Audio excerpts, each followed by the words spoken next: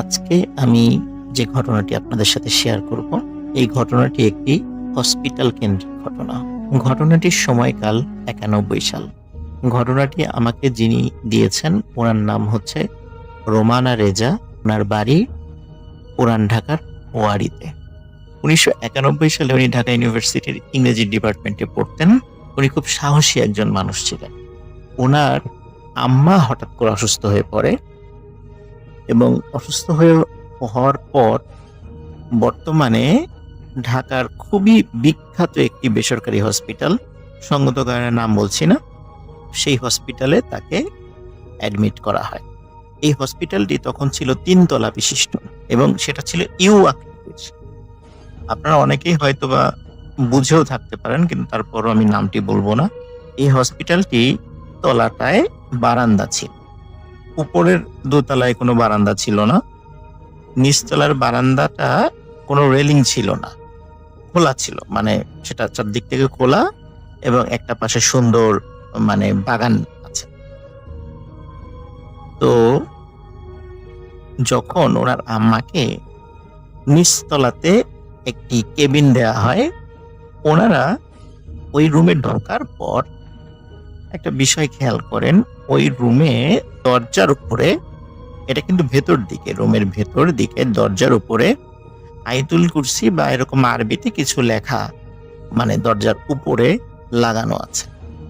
এটা হসপিটাল কর্তৃপক্ষ লাগাতে পারে, অথবা কোনো রোগী সেখানে এসেছে তারাও সেটা লাগিয়ে যেতে পারে, যে কোনো কিছু হতে পারে। তো উনি যেহেতু খুব সাহসী মানুষ ছিলেন আর উনি রাত জেগে স্টাডি করতে পছন্দ করতেন এবং খুব এনার্জেটিক ছিলেন, এই কারণে দেখা যেত তার কাছের কোনো আত্মীয় স্বজন যদি হসপিটালে রাতে থাকতে হতো, রাত জাগতে হতো, তারই ডাক পড়তো। যেহেতু তার নিজের আম্মা, এই জন্য উনি শুরু থেকেই রাত্রেবেলা থাকার সিদ্ধান্ত নেন, যে রাতের বেলা তার আম্মার সাথে উনি থাকেন। দিনের বেলা অন্যরা থাকতো এবং উনি সন্ধ্যার দিকে চলে আসতেন এবং সারা রাত থাকতেন। সকালবেলা আবার অন্য আত্মীয় আসলে তাকে বুঝিয়ে দিয়ে উনি আবার বাসায় চলে যান। প্রথম ২ দিন খুব বেশি সমস্যা হয়নি। ৩ নাম্বার দিন রাত, ওনার ভাষ্য অনুযায়ী আনুমানিক ২টো বা ২:৩০ বাজে, কেবিনের পেছন দিকের যে দরজাটা, যেই দরজার সাথে বারান্দা রয়েছে, বারান্দার ওই পাশেই রয়েছে বাগান। তো চেয়ারে হেলান দিয়ে বসেছিলেন, উনি হঠাৎ করে দেখছেন জাস্ট গোড়ালি থেকে নিচ পর্যন্ত ২টো পা, এবং এই পা দুটো খুবই উজ্জ্বল, টিউবলাইট যেভাবে আলোকিত হয় ঠিক তেমন, পা দুটি ঠিকই তেমন। হেঁটে হেঁটে উনি দেখছেন যে ওই বাগান থেকে হেঁটে হেঁটে বারান্দায় আসলো, বারান্দা দিয়ে এসে বারান্দা একটু দাঁড়ালো, আবার হেঁটে হেঁটে তাদের রুমের মধ্যে ঢুকলো, সেই কেবিনের মধ্যে ঢুকলো, এবং আবার রুমের মধ্যে কিছুটা পায়চারি করে আবার যে দরজাটা আছে সেই দরজাটা দিয়ে সে চলে গেল। তো উনি প্রথমে চিন্তা করছেন যে হয়তোবা টানা ২ রাত ভালো ঘুম হয়নি, রাত জাগা হয়েছে, আজকে ৩য় রাত, উনি হয়তোবা ভুল দেখেছেন কিনা, নাকি স্বপ্নের মধ্যে জিনিসটা দেখেছেন। উনি আসলে ঠিক বুঝতে পারছিলেন উনি কি আসলে স্বপ্ন দেখেছেন নাকি সত্যি দেখেছেন। উনি নিজেকে বিশ্বাস করছিলেন না। উনি উঠে গিয়ে পাশে যে বেসিন ছিল, বেসিন থেকে চোখ ধুয়ে আসলেন এবং উনি বুঝতে পারছিলেন উনি যেটা দেখেছেন উনি সেটা ঠিক দেখেছেন। কিন্তু ওনার মনে হলো যে ওনার বিশ্রামের প্রয়োজন। এই জন্য সকালবেলা যখন ওনার আব্বা হসপিটালে আসেন, তখন ওনার আব্বাকে বলেন যে আমার তো একটু বিশ্রামের প্রয়োজন, আমি পরিশ্রান্ত হয়ে গেছি, চোখে উল্টাপাল্টা দেখছি, আমি বাসায় চলে যাই, বাসায় গিয়ে ভালো করে ঘুম দেই, রাতের বেলা আমি আর একা থাকবো না, আমার সাথে আরেকজনকে পাঠিও। তার মানে হচ্ছে উনি আর একা থাকবে না, সাথে আরেকজন লোককেও পাঠাতে বলেছেন উনি। তো ওনার আব্বা বললো ঠিক আছে, তার খালাকে উনি পাঠিয়ে দেবেন। তাহলে উনি আর ওনার খালা আর ওনার আম্মা ৩ জন থাকবেন রুমে। তো সেই কথাই হলো, উনি বাসায় গিয়ে ফ্রেশ হয়ে লম্বা একটা ঘুম দেন। উনি আবার সন্ধ্যায় ওনার খালাকে নিয়ে চলে আসেন। খালাকে নিয়ে চলে আসার পর অদ্ভুত কিছু ব্যাপার ঘটে। সেটা হচ্ছে যে খালা কিন্তু রাত জাগার প্রিপারেশন নিয়ে আসছেন এবং উনি সারাদিন ঘুমিয়েছেন যাতে করে উনি রাত যান। কিন্তু খালা যখনই ওই রুমের মধ্যে আসেন, আসার সাথে সাথে উনি বলেন যে আমার খুব ঘুম পাচ্ছে, আমি বসে থাকতে পারছি না। উনি সাথে সাথে পাশে যে চেয়ার ছিল সেই চেয়ারে বসে পড়েন এবং ঘুমিয়ে যান এবং ওনাকে অনেক ডাকাডাকি করে, কিন্তু উনি ঘুমের ভেতরে বলতে থাকেন যে আমি কিছুতেই চোখ খোলা রাখতে পারছি না, এত ঘুম আমার কেন আসছে আমি জানি না। তার মানে এটা বলতে বলতেই উনি একদম ঘুমিয়ে যান, ওনাকে আর কোনোভাবেই জাগানো সম্ভব হয় না। তখন এই রোমানা আপু উনি যেটি করেন সেটা হচ্ছে যে উনি চিন্তা করেন যে আজকে রাত্রে আমাকে জাগতে হবে। উনি অন্যান্য দিনের মতোই স্বাভাবিকভাবেই উনি ওনার আম্মার পাশে পায়ের দিকে লিটারলি বেডের সাথে একটু হেলান দিয়ে উনি বসে আছেন। তো হঠাৎ করে মনে হলো যে উনি একটু বারান্দায় গিয়ে পায়চারি করতেন। উনি বারান্দার দিকে যান, বারান্দার দিকে গিয়ে হঠাৎ করে একটা জায়গায় ওনার চোখ আটকে যায়। উনি দেখেন ওনাদের যে বারান্দাটা, এই বারান্দা বরাবর ঠিক অপোজিট পাশে দোতলাতে একটি রুমের লাইট জ্বালানো। আমি আগের থেকে বলে নিয়েছি দোতলাতে কোনো বারান্দা ছিল না, সেটা সরাসরি রুমের মতো, সেই রুমে কোনো বারান্দা নেই।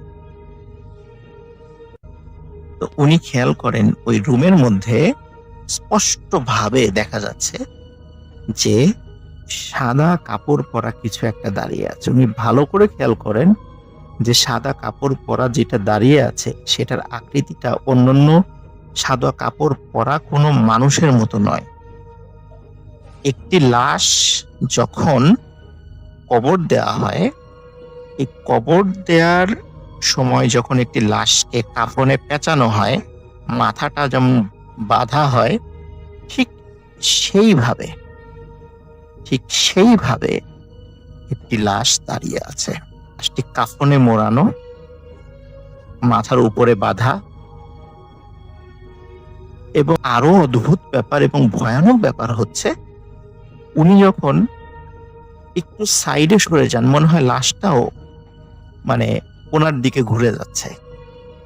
উনি যদি ডানে আসেন মনে হয় লাশটা ওনার দিকে যাচ্ছে, উনি যদি বায়ে আসেন মনে হয় লাশটা ওনার দিকে যাচ্ছে। উনি চিন্তা করেন এটা কি কোনো মানুষ ওভাবে দাঁড়িয়ে আছে নাকি দূর থেকে উনি ভুল দেখছেন, এটা আসলে উনি খুব একটা বুঝতে পারছিলেন না। এই জন্য উনি কি করেন, আবার বেসিনে গিয়ে তো হাত মুখ ধুয়ে আসেন। হাত মুখ ধুয়ে এসে দেখেন যে অদ্ভুত ব্যাপার, ওই লাশটা ওরকমই রয়েছে। তখন উনি বেশ ভয় পান। ভয় পেয়ে তাড়াতাড়ি এসে ওনার খালাকে ডাকার চেষ্টা করেন। ওনার খালাকে ডাকার চেষ্টা করেন, ওনার মাকে ডাকার চেষ্টা করেন, তাদের চোখে মুখে পানি ছিটিয়ে দেন, কিন্তু কোনোভাবেই তাদের ঘুম ভাঙানো যাচ্ছিল না। এটা কিন্তু অদ্ভুত ব্যাপার, কারণ একটা মানুষের ঘুম ভাঙানোর জন্য যত চেষ্টা করার দরকার উনি করেছেন, কিন্তু কোনোভাবেই তাদের ঘুম ভাঙানো যাচ্ছিল না। কেন এত বেশি ঘুম এসেছিল এটা আসলে উনি বুঝতে পারছিলেন না। পরবর্তীতে উনি যখন ভয়ে ভয়ে আবার দোতলার ওই জানালার দিকে তাকান, তখন দেখেন ওটার ভিতরের ওই রুমের লাইট বন্ধ হয়ে গেছে এবং ওখানে কেউ নেই। প্রথমে উনি ভাবেন যে হয়তোবা উনি ভুল দেখেছেন, কিন্তু সকালবেলা দোতলার ওই জায়গাটাতে ওই রুমের ওইখানে যান, গিয়ে দেখেন সেই রুমটা তালা বন্ধ এবং মনে হচ্ছে গত কয়েক মাসে ওই রুমে কোনো রুগী আসেনি। রুমটা বেশ ময়লা আবর্জনা রয়েছে। তখন ওইখানে একজন নার্সকে জিজ্ঞেস করেন যে গতকালকে কি এইখানে কোনো রুগী ছিল? তখন নার্স খুব অবাক হন, কেন আপনি এই প্রশ্ন করছেন কেন? তখন উনি বলেন যে গতকালকে রাত্রে আমি এইখানে একজন মানুষকে দেখেছি সাদা কাপড়। তখন নার্স খুব হেসে দেন যে ইম্পসিবল, এটা হতেই পারে না, গত কয়েক মাসে এই রুমে কোনো মানুষ ঢোকেনি। আর যেহেতু এটার বারান্দা নাই, সুতরাং এখানে তো অন্য পাশ থেকে মানুষ আসার কোনো সুযোগই নাই, আপনি ভুল দেখেছেন। উনি বলছেন, না আমি এইখানেই দেখেছি। কিন্তু নার্স বলে, আপনি এটা অসম্ভব, এখানে কোনো মানুষ গত কয়েক মাসে আসেনি এই রুমে, পরিষ্কারও করা হয়নি এবং এখানে কোনো রুগীও আসেনি, আপনি ভুল দেখেছেন। তখন ওনার মনে খটকা লাগে, তাহলে আমি রাত্রে কি দেখলাম, এটা এই কাফন পরা এটা কি দেখলাম। তো উনি আসলে নিজের মনকে বিশ্বাস করাতে পারছিলেন না। প্রথম দিন উনি যেই বডি ছাড়া পা দেখেছিলেন, এটা প্রথমে কাউকে বলেননি, কিন্তু এই ঘটনাটা ঘটার পরে উনি ওনার অন্যান্য আত্মীয় স্বজন, ওনার মা, ওনার খালা, ওনার বাবার সাথে ঘটনাটা শেয়ার করেন। ঘটনাটা শেয়ার করার পরে তারা বলেন যে, তুমি এটা ভুল দেখেছো, ওটা হয়তো অন্য কোনো মানুষও থাকতে পারে, এই বলে তারা তাকে সান্ত্বনা দেন। এর পরে কয়েকদিন কোনো ধরনের কোনো সমস্যা হয়নি, স্বাভাবিক ছিল, উনিও স্বাভাবিকভাবে ছিলেন। কিন্তু একটা অদ্ভুত ঘটনা ঘটে যায় এর ঠিক 5 থেকে 7 দিনের মাথায়। ওনাদের নিচতলায় ঠিক পাশের রুমে, নিচতলাতেই ঠিক পাশের রুমে একটি ঘটনা ঘটে। সেটা হলো, সকালবেলা খুলনা থেকে, ওনার ভাষ্য অনুযায়ী খুলনা থেকে একটি রুগী আসে, যার শরীরের ভিতরের গুরুত্বপূর্ণ অর্গানগুলো টোটালটাই নষ্ট হয়ে গিয়েছিল।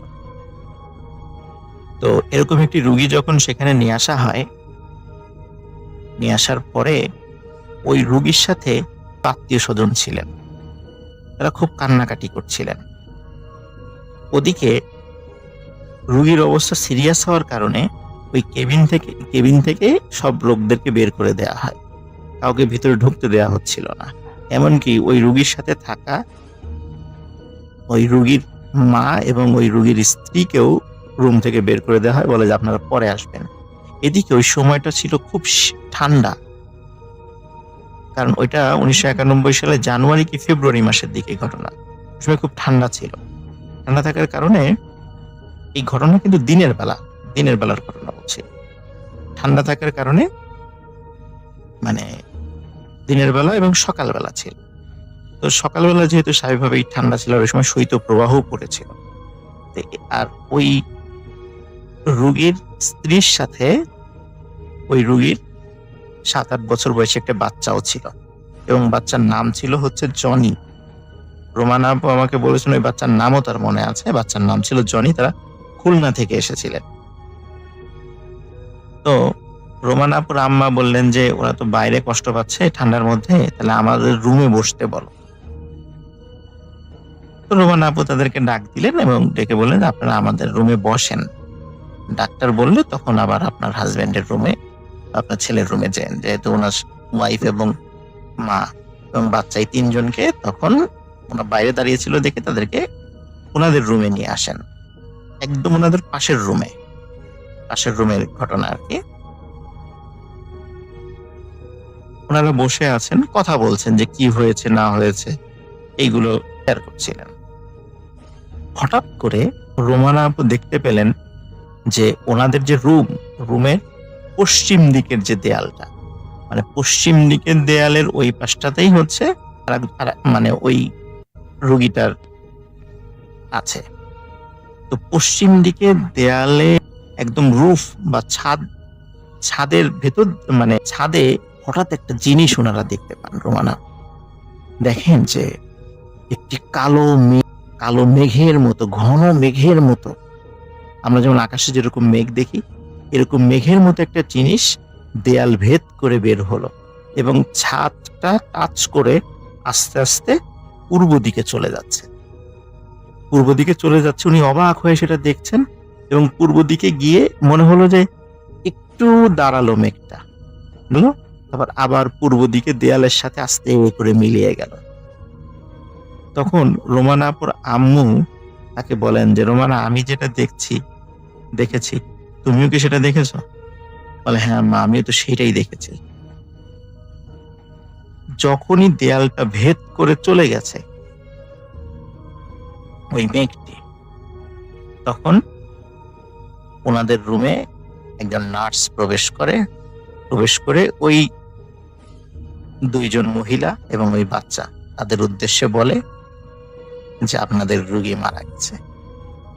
তখন তারা তো ছুটতে ছুটতে ওই কোষে চলে যায়, কিন্তু তারা কিন্তু ওই মেঘটা দেখেনি। অদ্ভুত ব্যাপার যে কেন ওই মেঘটা পশ্চিম দিকের ওই পাশ থেকে বের হয়ে এসে আবার পূর্ব দিকের দেয়ালের দিক দিয়ে মিলিয়ে গেল, কেন এটা হলো?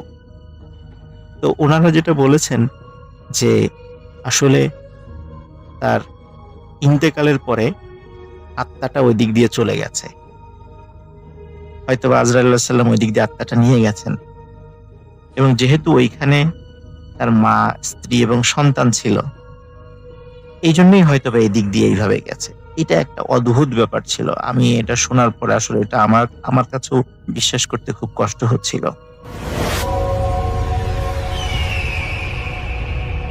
আমার নাম আনিসুল হক রাজীব। আমি 2010 সালে এইচএসসি পরীক্ষা দিয়ে ভাবলাম আর পড়ালেখা করব না। আমি পড়াশোনায় তেমন একটা ভালো ছিলাম না, বলতে পারেন দুর্বল ছিলাম। এছাড়াও আমার পড়ালেখার প্রতি উদাসীনতা এবং দারিদ্রতার কারণে আমি আর পড়াশোনা করব না বলে ঠিক করলাম। বাবা মা অনেক জোর করলো অন্তত পড়াশোনাটা চালিয়ে যেতে, কিন্তু আমি আমার সিদ্ধান্তে ছিলাম অটল। তাই আমি অনেক খোঁজাখুঁজি করলাম একটা কাজের জন্য, কিন্তু আমি কোনো কাজ খুঁজে পাচ্ছিলাম না।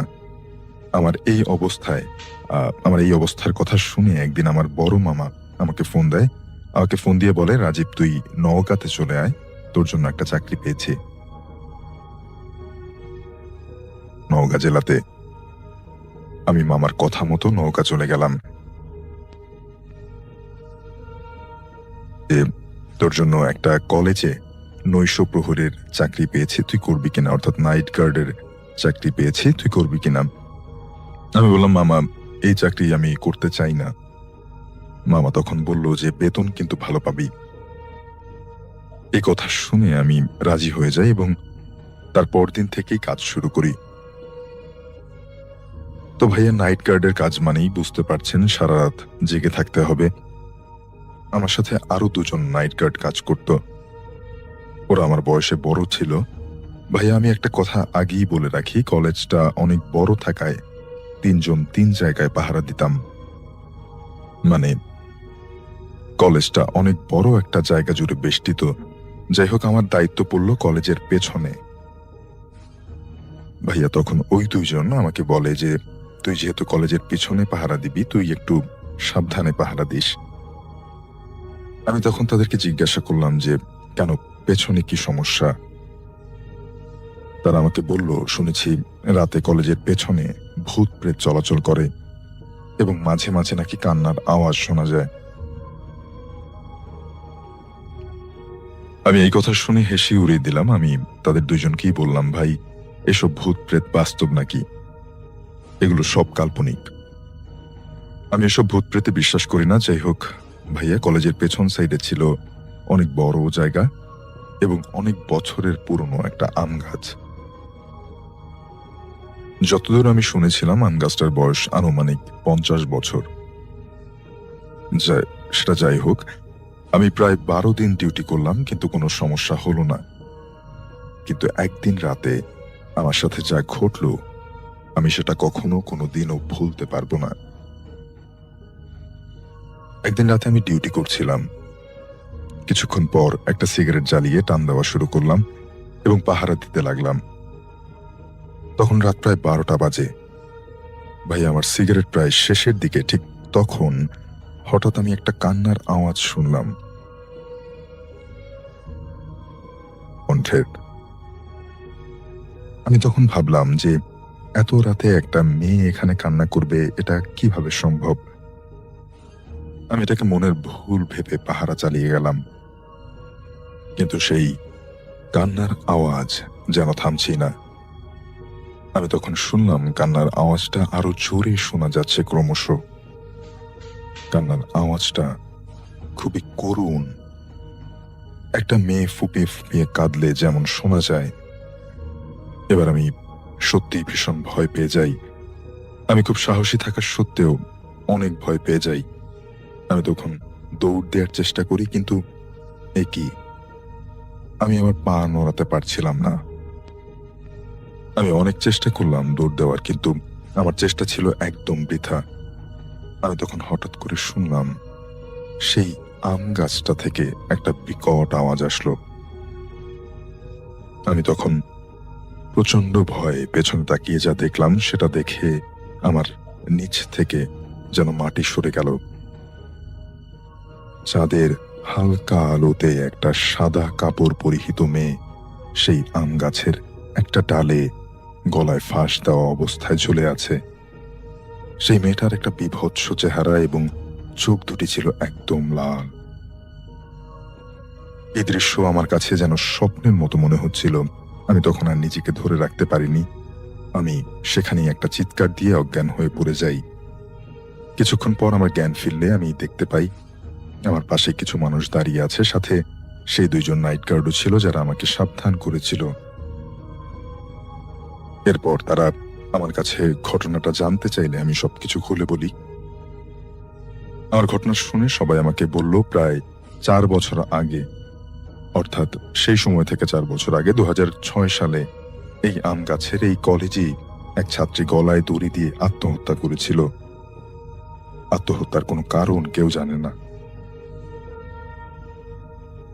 সেটাই সবাই সচরাচর যা ধারণা করে সেটাই ধারণা করেছিল যে হয়তো কোনো ছেলের জন্য ওই মেয়েটা আত্মহত্যা করেছিল। যাই হোক, আমি এই কথা শুনে ওই দুইজন নাইট গার্ডকে জিজ্ঞাসা করলাম যে আপনারা দুইজন সব জানা সত্ত্বেও আমাকে কিছু বলেননি কেন? তোমার কথা তোকে বললে তুই ভয় পেয়ে যেতে, এর কারণে আমরা দুজন শুধুমাত্র সাবধান করেছিলাম। ভাইয়া, এই ঘটনার পরে আমি নাইট গার্ডের চাকরিটা করিনি। তারপরের দিন আমি আমার গ্রামে ফেরত চলে আসি।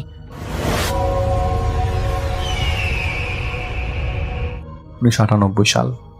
ঘটনাস্থল ছিল ঢাকার কোনো একটা অভিজাত এলাকা। নাম বলতে নিষেধ করেছেন দেখেই তিনি লিখতে পারেননি, রাজন ভাই লিখেছেন। প্রথমত ঘটনাটি ওই পরিবারে শুরু হয় যাকে কেন্দ্র করে সেটা ছিল ওই মিয়াপুর বাবা। ওনার নাম হচ্ছে রবিন। তিনি ছিলেন ওই এলাকার পুলিশের সাব ইন্সপেক্টর। ঘটনা শুরু একদিন এক শীতকালের রাত থেকে। তিনি সেরকম শক্তপোক্ত নামাজি মানুষ ছিলেন না। জুম্মার নামাজ ছাড়া তাকে কখনো মসজিদে কেউ দেখতো না। সেদিনের বারটা সম্মত মঙ্গলবার ছিল। বিকেলবেলা ওনার কাছে একটা খবর আসে যে মুখ এলাকার একজন লোক যার নাম রায়হান, সে আত্মহত্যা করেছে এবং ঘটনাস্থলে যেতে হবে। তিনি বের হয়ে পড়েন, সাথে কয়েকজন পুলিশকে নিয়ে বের হয়ে পড়েন। ঘটনাস্থলে পৌঁছে তিনি দেখতে পান লাশটা তখনও বাড়ির ভেতরের মধ্যে ঝুলছে। দুর্গন্ধের কাছে ঘেঁষা যাচ্ছিল না, তাই প্রতিবেশীদের মধ্যে কেউ আর ধরাধরি করে লাশ নামায়নি। প্রতিবেশীরা বলছিল এই ছেলে নিজের কাজকর্ম ছাড়া অন্য সব সময় বাসার ভেতরেই থাকতো, সেরকম কারো সাথে মেলামেশা ছিল না তেমন একটা। তো ওনারা লাশ নেমে যথারীতি তাদের প্রসিডিওর মোতাবেক লাশটা হাসপাতালে পাঠিয়ে দেন। কিছু অদ্ভুত ছিল না লাশের সাথে। গলায় লাশ ফাঁস লাগার কারণে মৃত্যু, হত্যার কোনো চিহ্ন খুঁজে পাওয়া যায়নি। তবে অনেকদিন ধরে লাশটা ওভাবেই ঝুলেছিল, দড়ির সাথে ছিল, তাই দুর্গন্ধ ছিল। লাশ বহন করে নিয়ে যাওয়ার সময় থেকে শুরু হয় মূল ঘটনার সূত্রপাত। এর পাশাপাশি লাশ দাফন হয়ে যাওয়ার কয়েকদিনের পর থেকে রবিন আঙ্কেলের সাথে শুরু হয় অদৃশ্য জগৎ থেকে আসা অত্যাচার। যে ছেলেটা আত্মহত্যা করেছিল সে ওই এলাকায় একাই একটা বাসায় থাকতো কাজের সুবাদে, এবং তাদের গ্রামের বাড়ি ছিল ময়মনসিংহে। সময়টা ছিল শীতকালের। তো রায়হানের বাড়িতে তার মারা যাবার খবর পাঠানো হয়, কিন্তু বাড়ি থেকে খবর পেয়েও ময়মনসিংহ থেকে কেউ লাশ নিতে আসেনি, কারণ তার কেউ ছিল না। শুধুমাত্র একজন বৃদ্ধ মা ছিল, সে বাসায় থাকতো, এবং এই মা ছাড়া কেউ ছিল না। লাশ বাড়িতে পাঠানোর ব্যবস্থা করা হয় মাগরিবের পর। কিন্তু একটা অদ্ভুত ব্যাপার ঘটে যায় লাশ বহনকারী গাড়ির ড্রাইভারের সাথে। তার ভাষ্য মতে সে লাশটা নিয়ে কিছু দূর এগোনোর পর থেকেই নাকি খেয়াল করছিল তার গাড়ির উপর থেকে কারো লাফালাফি করার শব্দ আসছে। সে অবাক হয়, এত স্পিডের মধ্যেও গাড়ির উপরে কে উঠে লাফাবে, নাকি তার মনের ভুল। সে ঘাবড়াতে শুরু করে, আবার মনে মনে ভাবে লাশবাহী গাড়ি, কত কিছুই তো ঘটে। এমনকি তার আগেও লাশ বহন করার সময় তিনি কিছু অদ্ভুত ঘটনার সম্মুখীন হয়েছিল। আবার তার উপরে আজকে তার হেল্পারও নেই। সে আর রিস্ক নিল না, গাড়ি ঘুরিয়ে নিয়ে সরাসরি হাসপাতালে চলে এসে বলে যে এই লাশ নিয়ে যান, আমি নিতে পারবো না, লাশের সাথে কোনো একটা সমস্যা আছে। এদিকে রাতে হাসপাতালে তেমন কেউ ছিল না যার সাথে লাশটা পাঠানো যেত। তো উনি রবিন আঙ্কেলকে ফোন দেন। ফোন দিয়ে বলেন রাস্তায় কি কি ঘটেছিল, এটা এরকম এরকম ঘটেছে, আমি পারবো না এই লাশ নিয়ে যেতে, দিনের বেলা অন্য কাউকে দিয়ে পাঠান। রবিন আঙ্কেল বলেন যে দেখো ভাই, ছেলেটার মা বাড়িতে প্রায় আধমরা অবস্থায়, ছেলের খবর শুনে তার উপর যদি লাশটা আমরা সময় মতো না পৌঁছে দিতে পারি তখন কেমন দেখাবে। তো ড্রাইভার জানায় আমার সাথে কোনো লোক পাঠান, লোক থাকলে নিয়ে যেতে পারবো, কিন্তু একা সম্ভব না। তো রবিন আঙ্কেল ফোন কেটে দেয়। কিছুক্ষণ পর কল ব্যাক করে বলেন যে আমি যাচ্ছি তোমার সাথে। তো তিনি ভেবেছিলেন যে লাশ নিয়ে যাওয়ার পর যদি ছেলেটার মাকে কোনো কিছু ভাবে সাহায্য করা যায়, বৃদ্ধ মানুষ, তারপর তো ছেলে হারিয়েছে, তো করা যেতেই পারে তাকে। তো উনি ড্রাইভারের সাথে বেরিয়ে পড়েন। সাথে করে নিয়ে যান ওনার শ্যালককে। লাশটা পেছনে কফি নিয়ে রেখে ওনারা তিনজন সামনে বসে পড়েন। গাড়িতে মোটামুটি 4 জন, রবিন আঙ্কেল, ওনার শ্যালক, ড্রাইভার আর রায়হান নামক একটা ছেলে, মানে রায়হান নামক ছেলেটার লাশ। তো ঘন কুয়াশার মধ্যে ফাঁকা রাস্তায় গাড়ি ছুটে চলেছে। একে একে রাস্তার পাশ থেকে পার হয়ে যেতে শুরু করে লম্বা মোটা কয়েকটা গাছ। রবিন আঙ্কেল গাছগুলো দেখে বুঝতে পারেন এটা কোন এলাকা। তিনি এলাকাটার ব্যাপারে অনেক আগেই তার এক কনস্টেবলের কাছে কিছু ঘটনা শুনেছিলেন এবং ভুতুরের ব্যাপারে খুব একটা বিশ্বাসী ছিলেন না তিনি। এবং সে যে অতটা বিশ্বাসী ছিলেন না তাও না, তবে কনস্টেবলের মুখে ঘটনা শুনে খানিকটা বিশ্বাস করেছিলেন কিছু কথা, যেখানে খারাপ কিছু থাকতে পারে। হতে পারে সেটা কোনো ডাকাত দলের কারসাজি কিংবা অন্য কিছু।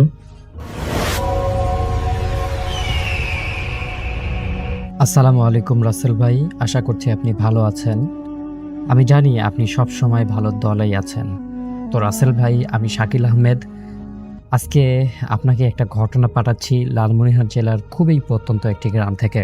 তো রাসেল ভাই, আজকে আমি এমন একটি ঘটনা শেয়ার করতে চাই যেটা কয়েক বছর আগে আমার এক আত্মীয়র সঙ্গে ঘটেছিল।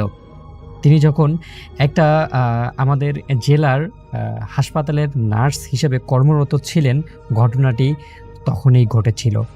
আর এই ঘটনাটি এতটাই অদ্ভুত ছিল যে তিনি মানে সেই হাসপাতালে মানে সেখানে বেশি দিন চাকরি করতে পারেনি। সেই চাকরিটা তিনি ছেড়ে দেওয়ার বহু বছর পর মানে তার যেই ঘটনাটা ছিল সেই ঘটনাটা এখনও উনি মানে ভুলতে পারেনি, এবং এই কথাটাও আসলে উনি কাউকে বলতেও চান না। তারপরেও ঘটনাটা আমি কোনোভাবে শুনেছি এবং সেই ঘটনাটি আজকে আপনার সঙ্গে শেয়ার করছি। রাসেল ভাই, এই ঘটনাটা কোনো একটা শীতকালের ঘটনা। হাসপাতালটির নাম আমি বলতেছি না, কারণ একটা প্রাইভেসি তো থাকেই। তো হাসপাতালটির নাম অজ্ঞাত। হাসপাতালটি ছিল খুবই পুরনো একটা হাসপাতাল। বহু বছর আগে নির্মিত হওয়া ভবনগুলোর কিছু কিছু অংশে ফাটলও ধরেছিল, আবার কিছু কিছু অংশে এমন ছাত্রাক ধরেছিল যেন মনে হচ্ছিল যেন প্রাচীনকালের কোনো একটা মানে দালান কোঠা আর কি এরকম। আর সেই হাসপাতালের করিডোরটাও ছিল অস্বাভাবিকভাবে লম্বা ও নির্জন। বিশেষ করে রাতের ডিউটিতে অনেক কর্মচারীরাই মানে একটা অস্বস্তিকর বোধ করেন সেই জায়গাটায় যেতে। করিডোরটা এত বেশি লম্বা ছিল যে এই মাথা থেকে ও মাথা পর্যন্ত দেখা যাইতো না।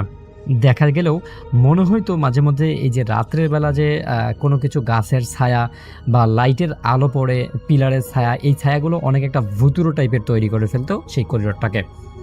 তো এক সন্ধ্যার কাহিনী, যেই সন্ধ্যায় আর কি এই মানে মূল ঘটনাটা ঘটে। প্রায় 50 বছর বয়সী একজন রোগী আইসিইউতে ভর্তি করা হয়। তিনি গুরুতর শ্বাসকষ্ট রোগে ভুগছিলেন। অবস্থা এতটাই খারাপ যে তাকে বাঁচানো যাবে কি না এটা তখন ডক্টররাও একটা আশঙ্কাবোধে ছিলেন। এরপরেও দেখা গেল যে প্রথম দিন অস্বাভাবিকভাবে তিনি মানে বেঁচে ছিলেন, এবং মানে তার প্রথম দিনের যে অ্যাক্টিভিটি ছিল সব কিছুই একদমই স্বাভাবিক ছিল। কিন্তু দ্বিতীয় রাত থেকেই শুরু হয় অদ্ভুত রকমের কিছু আচরণ, অদ্ভুত রকমের কিছু ঘটনা। সেই ঘটনাগুলোই এখন বর্ণনা করছি। রাত হলেই তিনি বারবার দরজার দিকে তাকিয়ে থাকতেন, কখনো ভয়ে কাঁপতেন, কখনো নার্সদেরকে ডাকতেন। উনি মানে এমনটা বোঝাতে চাচ্ছেন যে কেউ ওনাকে বাহির থেকে ডাকছে বা কেউ ওনাকে বাহির থেকে ডিস্টার্ব করতেছে আর কি। এমন একটা অবস্থা যেন মনে হচ্ছে যে উনি বাস্তবেই কোনো একটা জিনিস দেখে ভয় পেয়ে যাচ্ছেন বা বাস্তবেই কোনো একটা জিনিসকে উনি ইগনোর করতে চাচ্ছেন। একবার মানে আমার যেই আত্মীয়টা ছিল সেই আত্মীয়টাকে মানে নার্স আর কি যিনি, উনি বলতেছেন যে আত্মীয়র কাছে গিয়ে জিজ্ঞাসা করছিলেন, চাচা কি হয়েছে? তখন ওই চাচা কোনো জবাব দিচ্ছিল না, উনি চুপ করেছিলেন। এবং 2 দিন যাওয়ার পর উনি আবারও ঠিক একই রকমের অ্যাক্টিভিটিস শুরু করে দেন। এবং এবার যখন তিনি গিয়ে তাকে জিজ্ঞাসা করেন, তখন ওই চাচা কাঁপা কাঁপা গলায় বলছিলেন, ওই লোকটাকে দেখছেন না? দরজার পাশে দাঁড়িয়ে আছে, আমাকে ডাকছে, আপনারা কি দেখছেন না? তখন নার্স চারদিকে ভালোভাবে তাকায়, কিন্তু কাউকেই দেখতে পারেনি। তিনি ভাবছিলেন রোগীর হয়তো ওষুধের প্রভাবে ব্রিম রোগ ধরেছে, বা উনি হয়তো মানে ভয়ে হাসপাতালের আশেপাশে কাউকে দেখতে পাচ্ছেন বা এই টাইপের কিছু।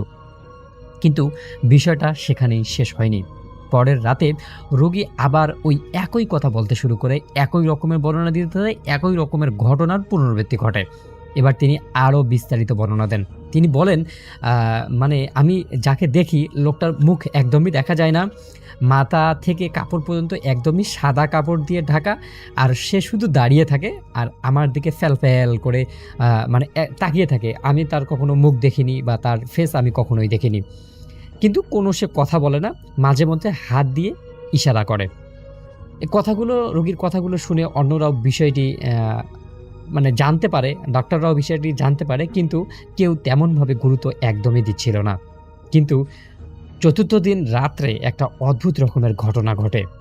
এই ঘটনাটা নার্সের জীবনটাকেই চেঞ্জ করে ফেলতে শুরু করে।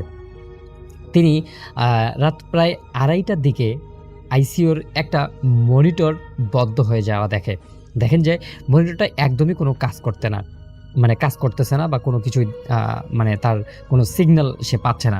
এরপর দেখে আরেকটা, তারপর আরও একটা। এর কয়েক সেকেন্ড পর পুরো মানে আইসিইউ যে ইউনিটটা ছিল সেই ইউনিটটাতে অস্বাভাবিকভাবে একটা নীরবতা নেমে আসে। যদিও মানে সেখানে সব কিছুই ছিল, লাইট টাইট, মানে বিদ্যুতের ব্যবস্থা, আইপিএসের ব্যবস্থা, জরুরি বিদ্যুৎ ব্যবস্থা সব কিছুই ছিল। তারপরেও কয়েক সেকেন্ডের জন্য পুরো আইসিইউ ইউনিটটা একদমই নিস্তব্ধ, নীরবতা, অন্ধকার হয়ে যায়। যদিও জরুরি বিদ্যুৎ ব্যবস্থার সঙ্গে সঙ্গেই চালু হয়ে যায়, তবুও উপস্থিত কর্মীরা একটু অস্বস্তি অনুভব করছিলেন। সেই সময়ে রোগীটার হঠাৎ উঠে বসে চিৎকার করে বলেন সে ভিতরে চলে এসেছে, সে আমাকে নিয়ে যেতে চায়। ডিউটিতে থাকা মানে যেই নার্সগুলো ছিল তারা সবাই একদম ছুটে আসে, কিন্তু দেখেন যে সেখানে কোনো অস্বাভাবিক কিছুই দেখা যায়নি, কোনো কিছুই নেই, আশেপাশে কিছুই নেই, আলো অন্ধকার সব কিছুই ঠিকঠাক ছিল। মেশিনগুলো আগের মতো চালু হয়ে গেল। সবাই বুঝতে পারলো এই রোগীকে খারাপ কোনো আত্মা হয়তো বা কোনো কিছু আজ করতে পেরেছে। কিন্তু ডক্টররা তো এগুলো কখনোই বিশ্বাস করে না, ডক্টররা এগুলো কোনো কিছুই মানে না। এরপর তারা কি করে, রোগীকে শান্ত করার চেষ্টা করে এবং শান্ত করার জন্য একটা ইনজেকশনও দেওয়া হয়।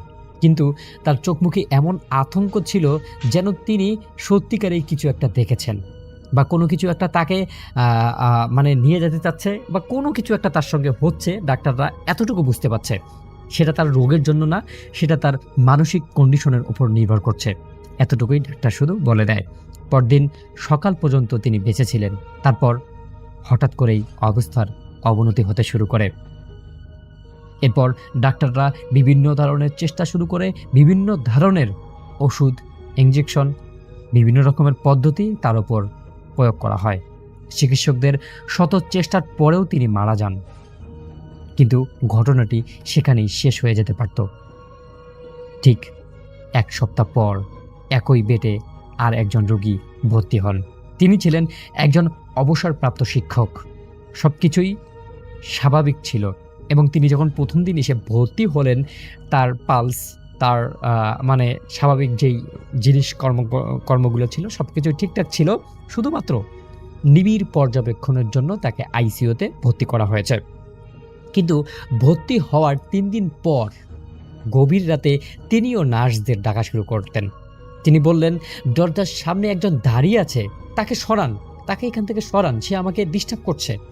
কথাটা শুনে উপস্থিত একজন নার্সের শরীর একদমই ঠান্ডা হয়ে যায়, কারণ তিনি জানতেন যে এর আগের যে রোগীটা ছিল সেই রোগীও ঠিক একই কথা বলছিলেন। এবার কর্মচারীদের মধ্যে ফিসফাস শুরু হয়ে যায়। কেউ কেউ বলতে লাগলো হয়তো কাকতালীয়, কেউ আবার বলতে লাগলো হয়তো রোগীরা অসুস্থর কারণে ভ্রম ধরেছে, আবার কেউ কেউ বলতো একই বেটে শোয়ার কারণে হয়তো এরকম হচ্ছে। কিন্তু ঘটনাগুলো অদ্ভুতভাবে মিলতে থাকায় অনেকের মধ্যে অস্বস্তি পড়তে শুরু করে। এরপর আরও কয়েক মাসের মধ্যে একই বেটে ভর্তি থাকা আরও দুজন গুরুতর রোগী মৃত্যুর আগে ঠিক একই রকমের কথা বলতে শোনা যায়। সবাই একই বর্ণনা দিচ্ছিল, সাদা কাপড় পরা একজন মানুষ দরজার পাশে দাঁড়িয়ে থাকে, কোনো কথা বলে না, শুধু ফ্যাল ফ্যাল করে তাকিয়ে থাকে। এরপর এই বিষয়টা নিয়ে হাসপাতালের কর্তৃপক্ষকে জানানো হয়। রাসেল ভাই, আপনি এটা বিষয়ে সকলেই জানেন যে সায়েন্স কখনোই ভূত পেতে বিশ্বাসী না, কিন্তু বিষয়টি হাসপাতালের ভিতরে এক ধরনের কিংবদন্তির পরিণত হয়। নতুন অনেক নার্স প্রথমে এসব গল্প শুনে হাসাহাসি করতে লাগলো, কিন্তু রাতের ডিউটিতে সেই করিডোরের দিয়ে একা হাঁটার সময় তাদের অনেকেরই অস্বস্তির মধ্যে পড়তে হয়। পুরনো কক্ষ ভেঙে নতুন ইউনিট তৈরি করা হয়। এরপর আর এরকম কোনো ঘটনা শোনা যায়নি, কিন্তু ওই যে ঘটনাগুলো ছিল, ওই যে ঘটনাগুলো ঘটেছিল, সেগুলো কি ছিল? এরপর আমার যে আত্মীয় ছিল সে আজও বলে জীবনে অনেক রোগী দেখেছেন, অনেক মৃত্যু দেখেছেন, অনেক অসুস্থ মানুষকে সুস্থ হতে দেখেছেন, কিন্তু ওই কয়েক মাসের ঘটনা তার কাছে আজও রহস্য। তিনি কখনো দাবি করেননি যে সেখানে সত্যিই কোনো অপ্রকৃত কিছু ছিল, তবে একটা কথা তিনি সব সময় বলতেন, সব রোগী যদি আলাদা আলাদা সময়ে একই একই জিনিস দেখে থাকে তাহলে হয়তো এমন কিছু ছিল না, কিন্তু যা আমরা দেখতে পাইনি তারা দেখতে পেয়েছিল। আর সব থেকে বড় বিষয়টা ছিল এই জিনিসটা বা এই বেডটাতে যারাই শুয়েছিল, যারাই এই বেডটাতে ভর্তি হয়েছিল, তাদের মধ্যে কেউ সুস্থ হয়ে বাড়ি ফিরতে পারেনি। তাদের মধ্যে কেউই এই কথাটি বলেনি যে সে সেখানে শুয়ে ওই দরজার সামনে কোনো কিছু দেখতে পারেনি। ঘটনাটি সত্যিই রহস্য ছিল নাকি শুধু কাকতালীয়, সেটা উত্তর হয়তো আজও কেউ দিতে পারবে না বা আজও কারো জানা নেই। যারা শুনছেন, যারা আজকের এই ঘটনাটি শুনছেন, তাদের মধ্যে যদি কেউ এই ঘটনাটার সত্যতা বা এই ঘটনাটার মূল কোনো ব্যাখ্যা দিতে পারেন, আমি অনুরোধ করব অবশ্যই আপনার ব্যাখ্যাটি উপস্থাপন করবেন। আমার নাম রাকিব খান, আমার বাড়ি গাজীপুরের জয়দেবপুরে। আমি বঙ্গবন্ধু শেখ মুজিবুর রহমান কৃষি বিশ্ববিদ্যালয়ে পড়াশোনা করছি। আমার বিশ্ববিদ্যালয় থেকে বাড়ি খুব কাছেই, বাড়ি থেকেই নিয়মিত যাতায়াত করি সবসময়। তবে মাঝে মধ্যে আম্মু বাড়িতে না থাকলে ছোট ভাই আর এক নানিকে আমি বলে রাতের বেলা বন্ধুদের সাথে হলে আড্ডা দেওয়ার জন্য চলে যেতাম, অর্থাৎ ভার্সিটির হলে আড্ডা দেওয়ার জন্য চলে যেতাম। রাতভর আড্ডা দিয়ে পরের দিন বিকেলবেলা বাড়িতে ফিরতাম। এমনই একবার এক রাতে বন্ধুর সাথে থাকার জন্য সন্ধ্যার পরে বাড়ি থেকে বেরিয়ে পড়লাম। সে রাতে আমরা একটা ভয়ানক ঘটনার সম্মুখীন হই। আমি নিয়মিত ভূত নাইট শুনি। আমি নিয়মিত ভূত নাইট শুনে থাকি, তাই আজ আপনাকে ঘটনাটা লিখে পাঠাচ্ছি, যদি ভালো লাগে পড়ে শোনাবেন। হলে পৌঁছে আমরা সবাই প্ল্যান করি সেখান থেকে বাম দিকে গিয়ে রিসার্চ ডিপার্টমেন্টের বিল্ডিং এর পেছনে পুরনো বিল্ডিং এ আড্ডা দিব। এই বিল্ডিংটা আগে মহিলা হল ছিল, অনেক ছাত্রী থাকতো সেখানে। তবে অনেক বছর আগে হঠাৎই হলটা বন্ধ করে দেয়া হয় এবং কারণটাও অজানা।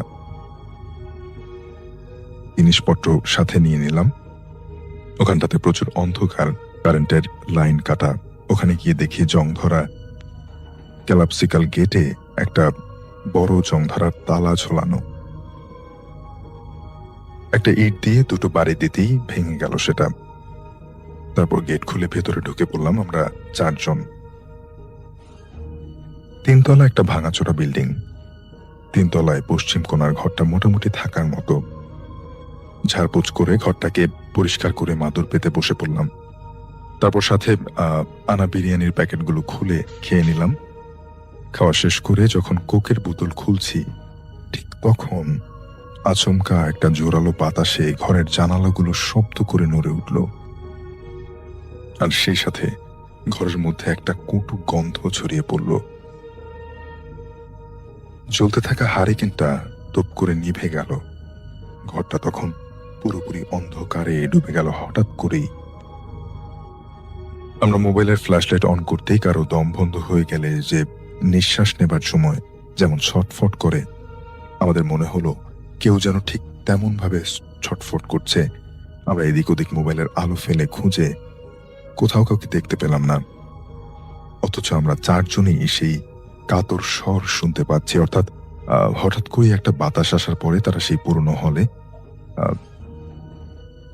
তাদের যে হারিকেনটা ছিল সেটা নিভে গেল এবং সেই অন্ধকারের মধ্যে তারা কোনো একটা মানুষ দম বন্ধ হয়ে গেলে যেমন একটা ছটফট করে তেমন একটা বুঝতে পারছিল, কিন্তু আশেপাশে আসলে ফ্ল্যাশলাইট জ্বালিয়ে কাউকে দেখতে পাচ্ছিল না।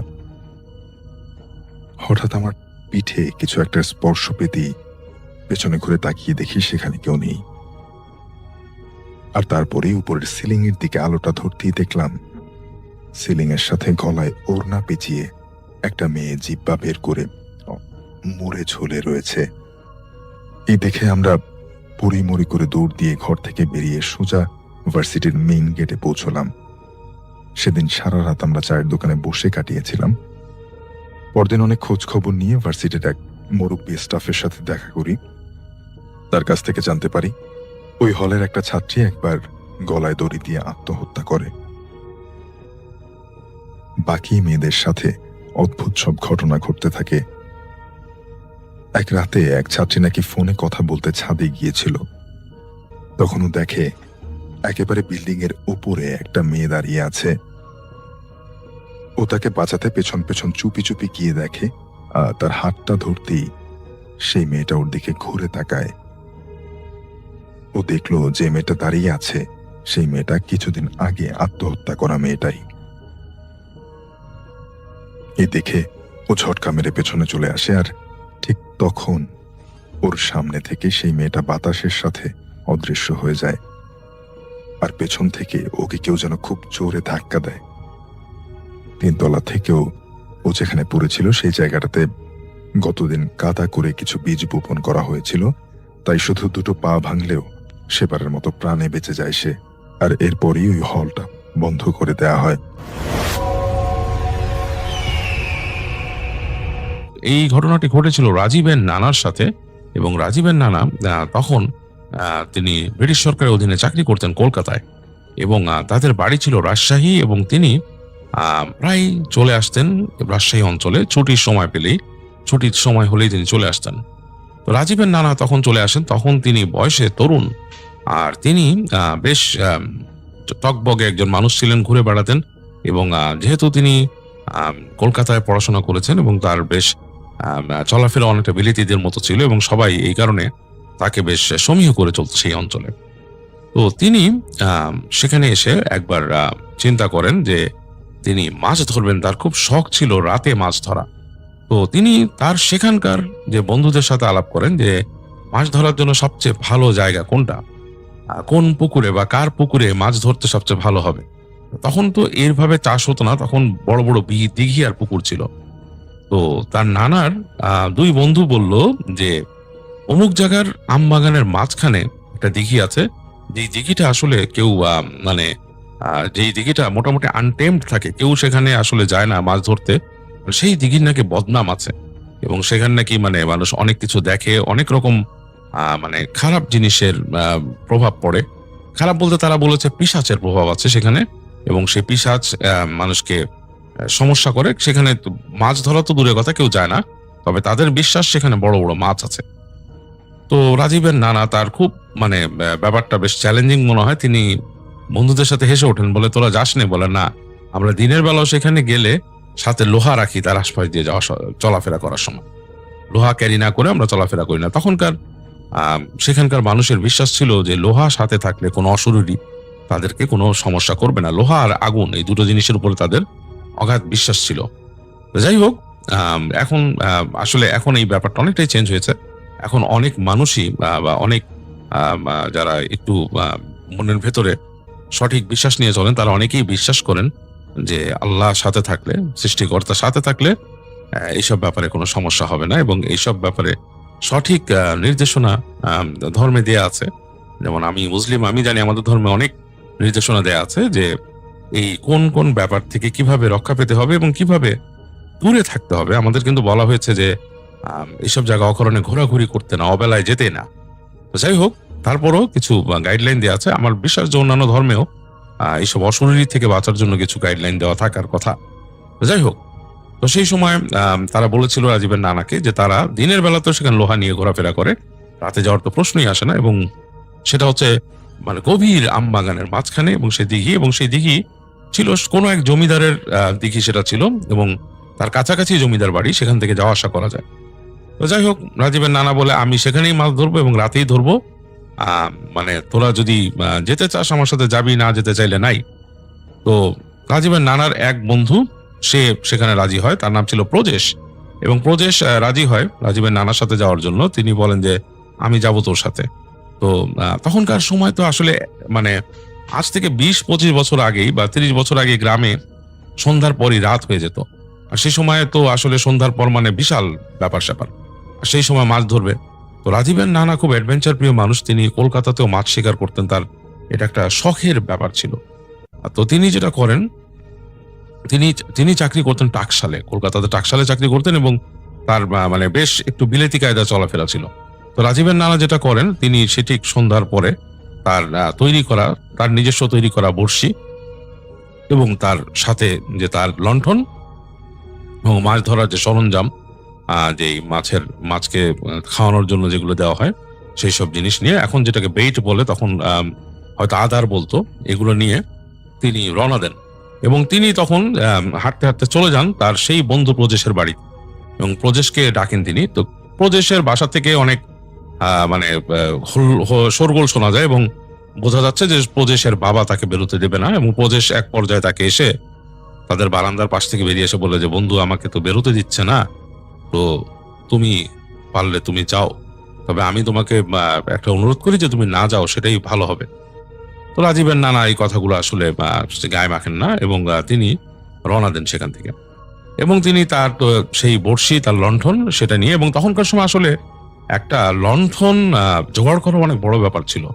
এইসব ব্যাপারগুলো রাজীবের নানার কাছে ছিল হচ্ছে যে, যেহেতু তিনি কলকাতায় থাকতেন, শহরে থাকতেন, কলকাতা তখন বেশ ঝলমল একটা শহর ছিল, এবং সেখানে অনেক আধুনিক জিনিস পাওয়া যেত।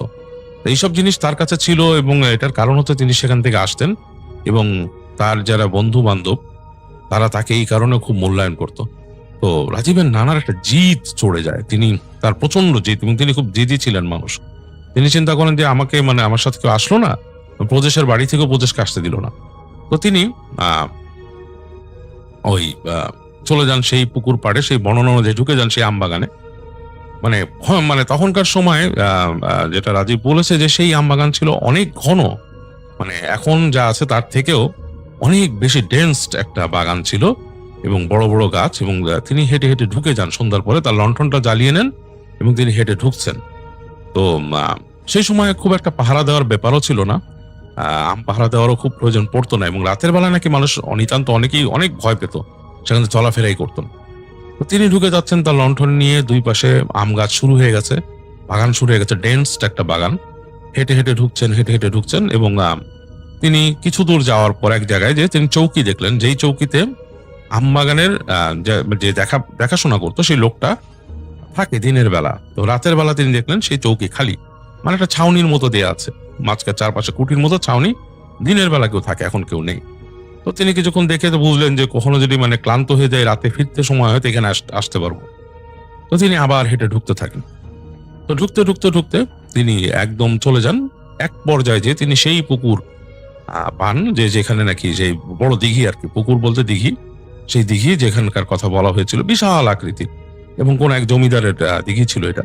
এটা কোনো কারণে মানুষ ভয় পায়। তিনি প্রদেশ আর রাজীবের নানা ধারণা করে নিয়েছে যে এই ব্যাপারগুলো আসলে মানুষের ভেতরে একটা মিথের মতো হয়ে গেছে। হয়তো জায়গাটা বেশ জংলা, হয়তো কেউ দুপুরবেলা এসে পড়ে গেছে বা কোনো একটা ব্যাপার হয়েছে বা ভয় পেয়েছে, সেখান থেকে এটা ঢুকেছে তাদের মাথায়। আসলে সেরকম কিছু না, তিনি এটাই বিশ্বাস করেন এবং তার মধ্যে এই ভৌতিক ব্যাপারগুলো নিয়ে খুব একটা চিন্তা ভাবনা ছিল না। তো তিনি যান, রাজীবের নানা, তিনি তো তখন শর্টস পরে আছেন, তাদের সে সময় তারা শর্টস পরতেন। তো তিনি শর্টস পরে আছেন এবং তার শরীরে একটা সোয়েটার ছিল, হাফাতা সোয়েটার, এবং ছোট একটা হাফাতা শার্ট, এবং তিনি তার সাথে সেই বড়শি নিয়ে এসছেন এবং তিনি সেই পুকুরের সেই দিঘির পাশে যে একটা ঘাট ছিল, সেই শান বাঁধানো ঘাটের মতো, সেখানে তিনি চলে যান। যে তিনি বসেন, সেখানে বসে তিনি দেখেন যে আকাশে চাঁদ আছে, এক ফালি চাঁদ, পূর্ণিমা চাঁদ না, এক ফালি চাঁদ। তো তিনি তার লণ্ঠনটাকে পাশে রেখে, লণ্ঠনের আলোয় বেশ খানিকটা আলোকিত হচ্ছে পাশে, এক ফালি চাঁদের আলো খুব বেশি না।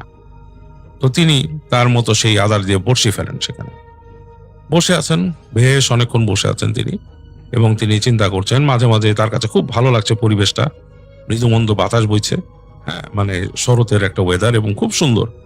তো এই সময় হঠাৎ তার সেই ফতনা, সেই তার যে বড়শির যে ফেতনা বলতো যেটাকে, সেটার সাথে একটা ছোট্ট কাঠি লাগানো থাকতো, সেটা নড়ে উঠলো এবং পানিতে একটা আলোড়ন পেলেন তিনি। তো তিনিও বেশ চিন্তা করলেন যে কি ব্যাপারটা, কি বড়শি নিয়ে টানাটানি করলেন, তোকে বুঝতে পারলেন যে বেশ বড় কিছু একটা আটকেছে বড়শিতে। তো তিনি তার মতো চালিয়ে গেলেন। তখনকার সময় আসলে রিলটা ওইভাবে ছিল না, তিনি রিল আলা বড়শি নিয়েও যান নাই, কারণ তার কাছে ওরকম নাই। উনি খেলানো শুরু করলেন। তার কাছে একটা লাঠি ছিল, লাঠি দিয়ে সুতোটাকে পেঁচিয়ে পেঁচিয়ে তিনি কাছে টানছেন, আবার খেলছেন। এরকম খেলতে খেলতে বড়শি দিয়ে টানতে টানতে টানতে এক পর্যায়ে তিনি দেখলেন ঠিক পাশেই মানে মাথা তুলেছে বড় মাছ।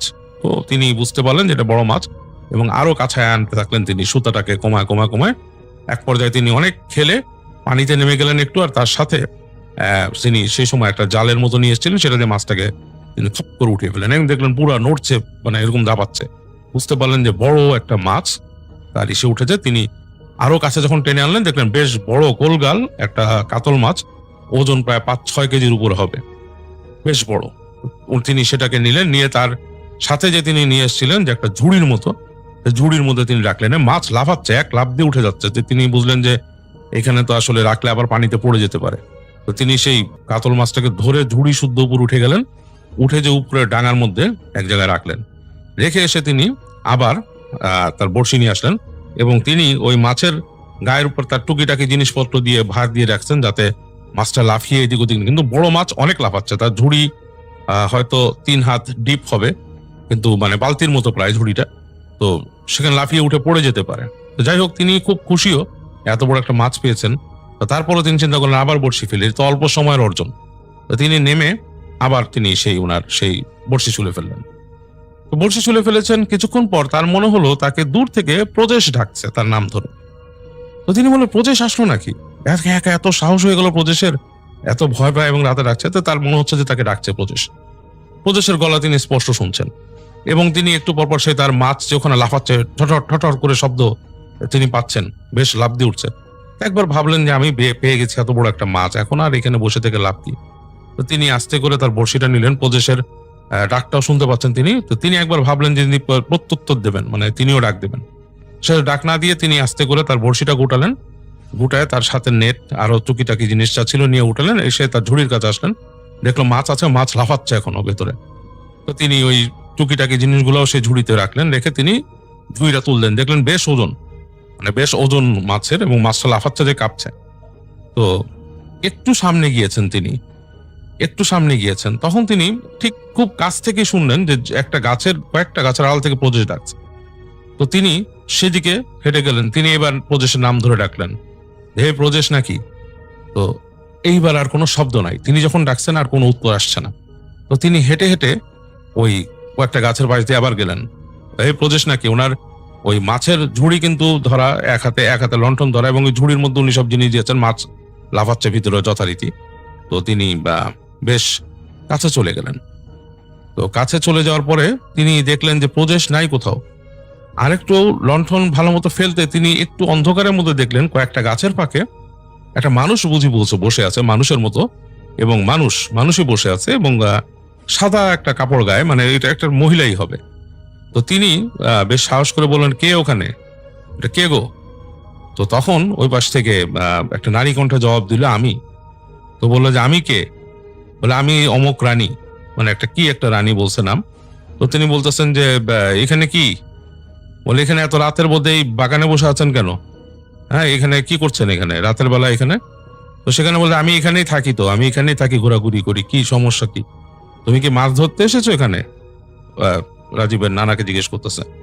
তিনি বলতেছে যে হ্যাঁ, আমি তো মাছ ধরতে আসছি, তবে আপনি এখানে বসে আছেন, কেমন একটা আজব ব্যাপার। তো রাজীবের নানা আরো কাছে চলে গেল কথা বলার জন্য। তিনি মনে করছেন হয়তো আছে এখানে এরকম বাগানের মাঝেও কিছু মানুষ আছে, দরিদ্র মানুষ, তারা বসবাস করে কুটির করে, ছোট ঘর করে থাকে এখানে, ছোনের ঘর টর করে। তো তিনি মনে হচ্ছে তাদের মধ্যে কেউ হয়তো আছে, রাতের বেলা ঘুরে বেড়ায়, এরকম তো হতেই পারে। তিনি কাছে গেলেন।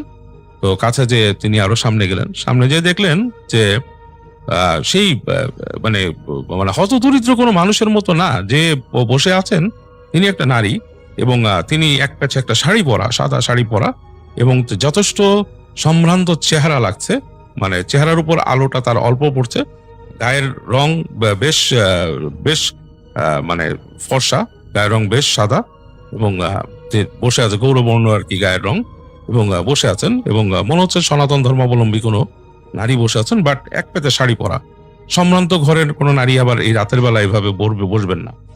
তো তিনি তাকে বললেন যে আপনি রানী, আপনি এখানে কি রাতের বেলা এখানে কোথায় থাকেন আপনি? বলে এখানেই থাকি আমি। বলে এখানে কোথায়? তিনি জিজ্ঞেস করতেছে। বলে এখানেই থাকি, তোমাকে কি এত বলতে হবে আমার এখানে কোথায় থাকি? এটা আমার এলাকা, আমি এখানে থাকি, আমি এখানকার রানী। তো রাজীবের নানা একটু মানে জিনিসটা নিয়ে একটু কনফিউজড হয়ে গেল। তিনি আর কিছু বললেন না। তিনি বললেন যে আচ্ছা যাক, আপনি থাকেন, আমি আসি, আমার মাছ ধরা শেষ, আমি মাছ ধরতে আসছিলাম। বলে মাছ কি ধরছো, দেখাবা না একটু? রাজীবের নানা একটু মানে একটু অস্বস্তিও ফিল করছেন যে তাকে তুমি সম্বোধন করছেন এরকম। তো মাছ কি ধরছো, দেখাবা না? আর ওইখানে সাধারণত তুমি বলাটা কোনো মানে না, মানে এটা অনেক জায়গায় আছে কাস্টম যে তুমি করে বলে, ওই এলাকায় না। তো তিনি বলে যে হ্যাঁ মাছ ধরছি, দেখবেন, দেখেন। রাজীবের নানা কিন্তু আপনি করে বলতেছে, সে বলছে দেখেন। ঝুড়িটা নিয়ে আসে, ঝুড়ি নড়ছে। তো রাজীবের নানা ঝুড়িটা সামনে রেখে তার বড়শি বা জিনিসপত্র একটু সরায়, আলোটা ধরে মাছটার গায়ের উপর, মানে সেই আলোটা পড়ে, তো মাছের গায়ের আষ্টের উপর আলো পড়ছে, মাছ লাফাচ্ছে একদম, মানে আরো নড়ছে। তো এইটা ওখানে মানে দেখছে। তো তিনি খেয়াল করলেন যে মহিলা ঝুঁকে দেখছে, যে মাছটার দিকে তাকিয়েছে। তো তিনি দেখছেন যে তার চুল। তো হঠাৎ করে তার লণ্ঠনের আলোটা, রাজীবের নানার লণ্ঠনের আলো পড়লো মহিলার পায়ের দিকে। তিনি দেখলেন মহিলার পায়ের যে ফুট, মানে পায়ের পাতা উল্টো দিকে ঘোরানো। তো তিনি প্রথমে একটা ধাক্কা খেলেন, মানে একটু শক খেলেন মনে। মানে এই ধরনের কথা তিনি ছোটবেলায় শুনেছেন যে বনের মধ্যে বা বিভিন্ন জায়গায় বিভিন্ন পিশাচ থাকে বা শাকচুন্নি থাকে, তাদের পা ঘোরানো থাকে, মানে জিনিসটা তিনি বিশ্বাস করেন না। তিনি হঠাৎ মনে করলেন এটা কোনো জন্মগত অসুখ হতে পারে, হয়তো তার কোনো একটা অসুখ আছে। তো তিনি সেই মহিলাকে জিজ্ঞেস করেন, এই যে রানীমা, আপনার পায়ে কি কোনো সমস্যা হয়েছে? আপনার পা ঘোরানো কেন? পা কি মানে সমস্যা, আপনি হাঁটতে পারেন না? তো তখন তিনি দেখলেন ফট করে সেই রানী তার দিকে মুখ তুলে তাকালো। মহিলা যখন মুখ তুলে তাকাইছে, তখন তার গায়ের রোম, মানে ঘাড়ের রোম সব একসাথে দাঁড়িয়ে গেল।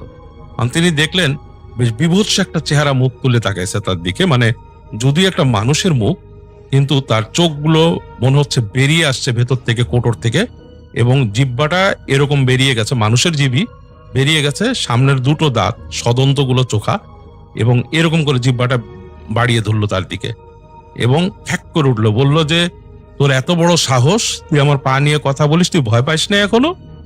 এবং এমন ভাবে তাকে জিজ্ঞেস করলো, সে গলার স্বরটা ছিল প্রচন্ড ভয়ঙ্কর। তারপরে মহিলাটা এক থাবা দিল তার মাছের ঝুড়িতে। সে দেখলো যে মহিলাটার একটা হাতের যে মানে আমাদের যে হাতের যে মানে মানে হাতের পাতা হয়, বা আমাদের হাতের পাঞ্জা যেটাকে বলে, সেটা বেশ বড়, এবং হাতের নখগুলো ছিল, হাতের নখগুলো পাখির আঙুলের মতো, কাইন্ড অফ বড় বড় এরকম। সে থাবা দিয়ে তার মাছ ধরলো, আরেক হাত দিয়ে রাজীবের নানাকে একটা খামচি মারলো। তো তিনি খুব স্পোর্টস অথেন্টিক ছিলেন, তিনি খুব খুব শারীরিকভাবে অ্যাক্টিভ ছিলেন, যে তিনি সুইফট খুব দ্রুত একটা জাম করে পেছনে সরে যান। মহিলার যে একটা খামচি, তার শরীরে হালকাভাবে আঁচড় লাগে আর তার সোয়েটার ছিঁড়ে যায়। তিনি আর কিছু দিক বিদিক শূন্য হয়ে তিনি দৌড় দেন সেখান থেকে, আর তার সব সাহস উবে যায় সেই মুহূর্তে এবং সে দৌড় দেয়। এবং তিনি পেছন থেকে শুনছেন সেই মহিলার কর্কশ কণ্ঠ, সেই আগের মতো কণ্ঠ আর নাই। হতচ্ছাড়া, তুই আমার পায়ের কথা জিজ্ঞেস করলি, তুই ভয় পাস নাই, ভয় পাস নাই।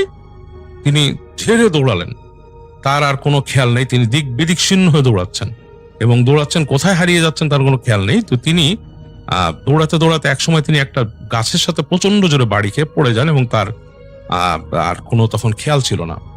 তো পরদিন তার যখন নাকি হুঁশ ফেরে তখন দেখা গেছে সূর্য উঠে গেছে, আলো পড়ছে তার মুখে, এবং তিনি দেখেন যে তিনি একটা গাছের গোড়ায় পড়ে আছেন, তার গায়ের মধ্যে বেশ ধুলা ময়লা পড়া, এবং তিনি তাকিয়ে দেখেন সূর্যের আলো এসে পড়ছে চোখে মুখে। তো উঠে দাঁড়িয়ে দেখেন তখনও আশেপাশে কেউ নেই, এবং তিনি পড়ে আছেন গহীন ওখানে ভয়ঙ্কর গহীন আম বাগান, বিশাল অনেক আম গাছ ওখানে, সেই বাগানের মধ্যে তিনি পড়ে আছেন। এবং তিনি উঠে তিনি ফিল করেন যে তার মাথা ঘুরছে, তিনি ফিল করেন যে তার হাতে যে আঁচড় লেগেছে, তার যে সোয়েটার ছেঁড়া, সেটাও তিনি খেয়াল করেন, এবং তিনি রিয়েলাইজ করেন যে something really happen last night. তিনি বুঝতে পারেন যে কিছু একটা অবশ্যই রাতে হয়েছে, এবং তিনি অনেক কষ্টে তার দিক বের করেন খুঁজে, এবং তিনি আস্তে আস্তে ফিরে আসেন নিজের এলাকায়, নিজের বাড়িতে। এবং বাড়িতে এসে তিনি যখন বাসার মানুষকে ডাকেন, তখন বাসার মানুষ বেরিয়ে আসে এবং তারা ফাইন্ড আউট করে যে আসলে তার গায়ে প্রচন্ড জ্বর, এবং ওনার কাহিনী শোনেন। এবং তার হাতে যে আঁচড় লেগেছিল, সেই আঁচড়টা বেশ অনেকদিন তাকে ভুগিয়েছিল, এবং বিভিন্ন কবিরাজের যে বিভিন্ন রকমের মলম সে সময় হতো, সেটা দিয়েছেন তিনি। এমনকি কলকাতায় ফিরিয়ে তখনকার ডাক্তার দেখিয়েছেন, এবং ডাক্তার তাকে ইনজেকশনও পুশ করেছে, এবং অনেকদিন তার এই ঘা সারছিল না। তো তারপর তিনি সেখানকার একজন আলেমের কাছে যান, এবং সেখানে যে সে আলেমের কাছে যে তিনি দোয়া নেন, এবং সে একই সাথে চিকিৎসা করান, এবং এই দোয়া এবং চিকিৎসা একসাথে করানোতে আস্তে আস্তে তার এখানে যায়, এবং আলেম তাকে প্রতিদিন পানিতে ফু দিয়ে দিত, এবং জল দিয়ে সেই পানির ভেতরে দোয়া পড়ে ফু দিয়ে দিত, এবং সেই পানি দিয়ে তার হাত ধুতে বলতো, এবং পড়া পানি খেতে বলছিল। তো একই সাথে তিনি ওই দোয়া এবং ডাক্তার একসাথে চালান, আস্তে আস্তে তার এটা ভালো হয়, এবং তার এরপর থেকে এই ভূত প্রেত পিশাচ বা এগুলোর উপরে বা জিনের উপরে তার বিশ্বাস চলে আসে। এবং রাজীবের নানা এরপরে আর কখনোই এরকম রাতের বেলা মাছ ধরতে একা কখনোই যাননি। তিনি গিয়েছেন, সাথে মানুষ নিয়ে গেছেন, কিন্তু তিনি একা আর কখনোই মাছ ধরতে যাননি, আর তাদের অঞ্চলে এসে আম বাগানে তো অবশ্যই না। তো এই ছিল রাজীবের কাহিনী। রাজীবদের বাড়ি রাজশাহী। রাজীব এই কাহিনীটি আমার সাথে শেয়ার করেছে। আসসালামু আলাইকুম রাসেল ভাই, আশা করছি আপনি ভালো আছেন, এবং আমি জানি আপনি সব সময় ভালো দলেই আছেন। তো রাসেল ভাই, কোনো কথা না বাড়িয়ে সরাসরি আমি চলে যাচ্ছি একটি ঘটনায়। আজ আমি যেই ঘটনাটি শেয়ার করতে যাচ্ছি, সেটি আমার নিকটতম একজন আত্মীয়র কাছ থেকে শোনা। তিনি বহু বছর একটি সরকারি হাসপাতালে প্রশাসনিক বিভাগে চাকরি করেছেন। যদিও তিনি চাকরিটা তার কন্টিনিউ করেছেন, তারপরেও তার জীবনে 25 বছরের অভিজ্ঞতায় একটি ভয়ানক ঘটনা আছে, যেই ঘটনাটি তিনি আমার সঙ্গে শেয়ার করেছিল আজ থেকে প্রায় এই 2-3 মাস আগে আর কি। তো আমি ভাবলাম যে আজকে সেই ঘটনাটা আপনার সঙ্গে শেয়ার করি। তো রাসেল ভাই, ঘটনাটা ঘটেছিল প্রায় আজ থেকে 15 বছর আগে।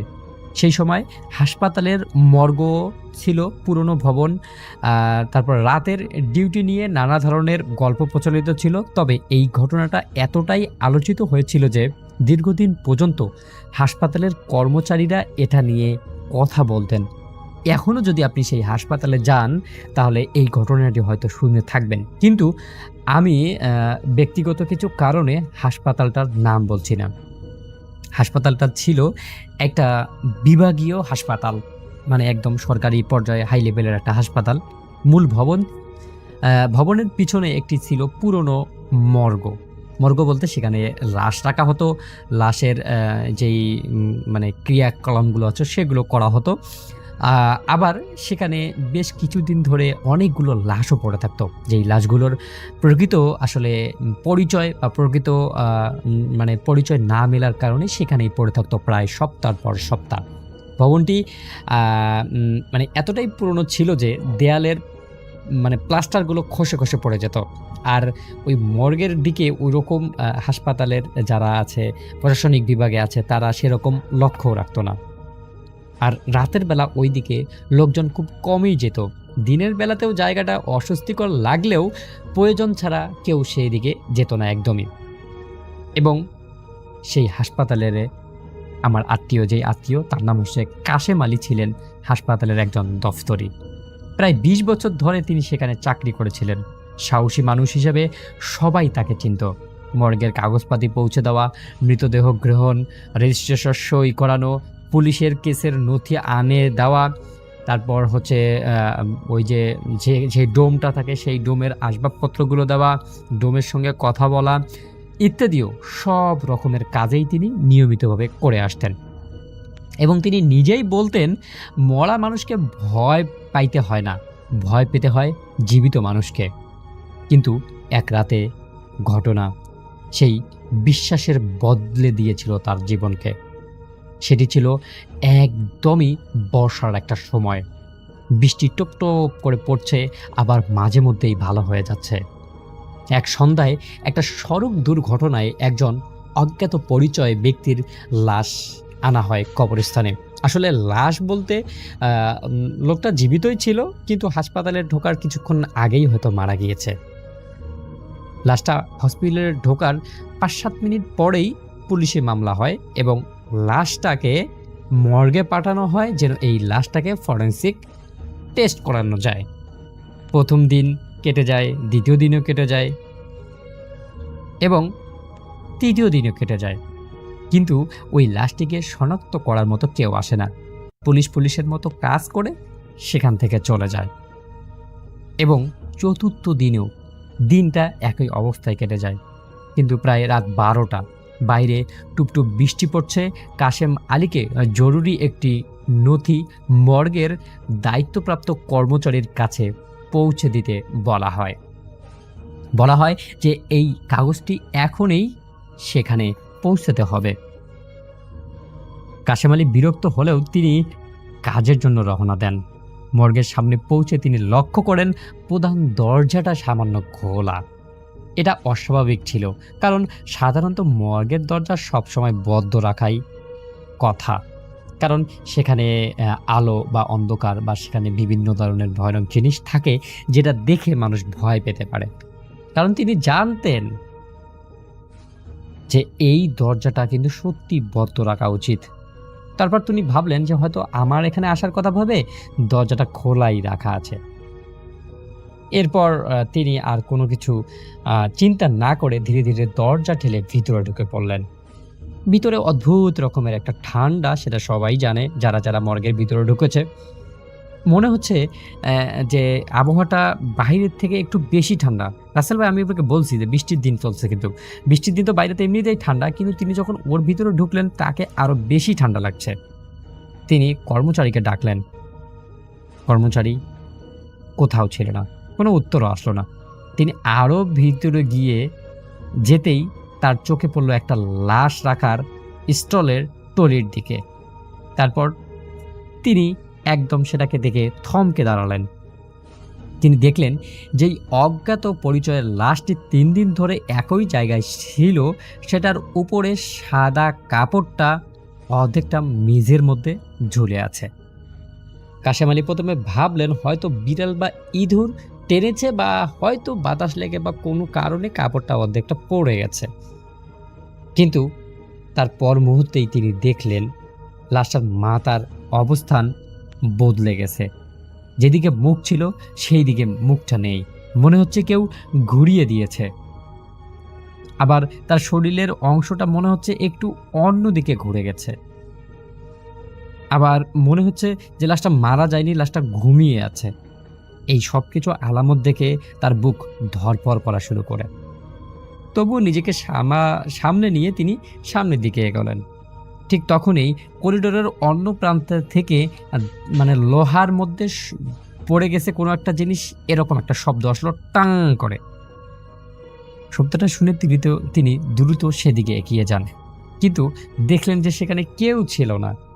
আবার তিনি ফিরে এসে টলির দিকে তাকাতেই তার হাতে থাকা যে ফাইলটা ছিল সেই ফাইলটা মেঝেতে পড়ে যায়, এবং তিনি দেখছেন এবার যেই লাশটা, অজ্ঞাত লাশটা ছিল, সেই লাশটার ডান হাত টলির থেকে বাইরের দিকে ঝুলে আছে। তিনি নিশ্চিত ছিলেন কয়েক সেকেন্ড আগেও হাতটি কাপড়ের নিচেই ছিল, কিন্তু এই হাতটা হঠাৎ করে বের হয়ে আসলো কেন? ভয়ে তিনি একদম মর্গ থেকে দৌড়ে বেরিয়ে বাইরে আসেন। এরপর আর তার সাথে কোনো ঘটনা ঘটেনি, কিন্তু পরদিন ঘটনাটাকে তিনি সবাইকে বলেন, কিন্তু এই ঘটনাটা সবাই শুনলেও কেউ বিশ্বাস করেনি।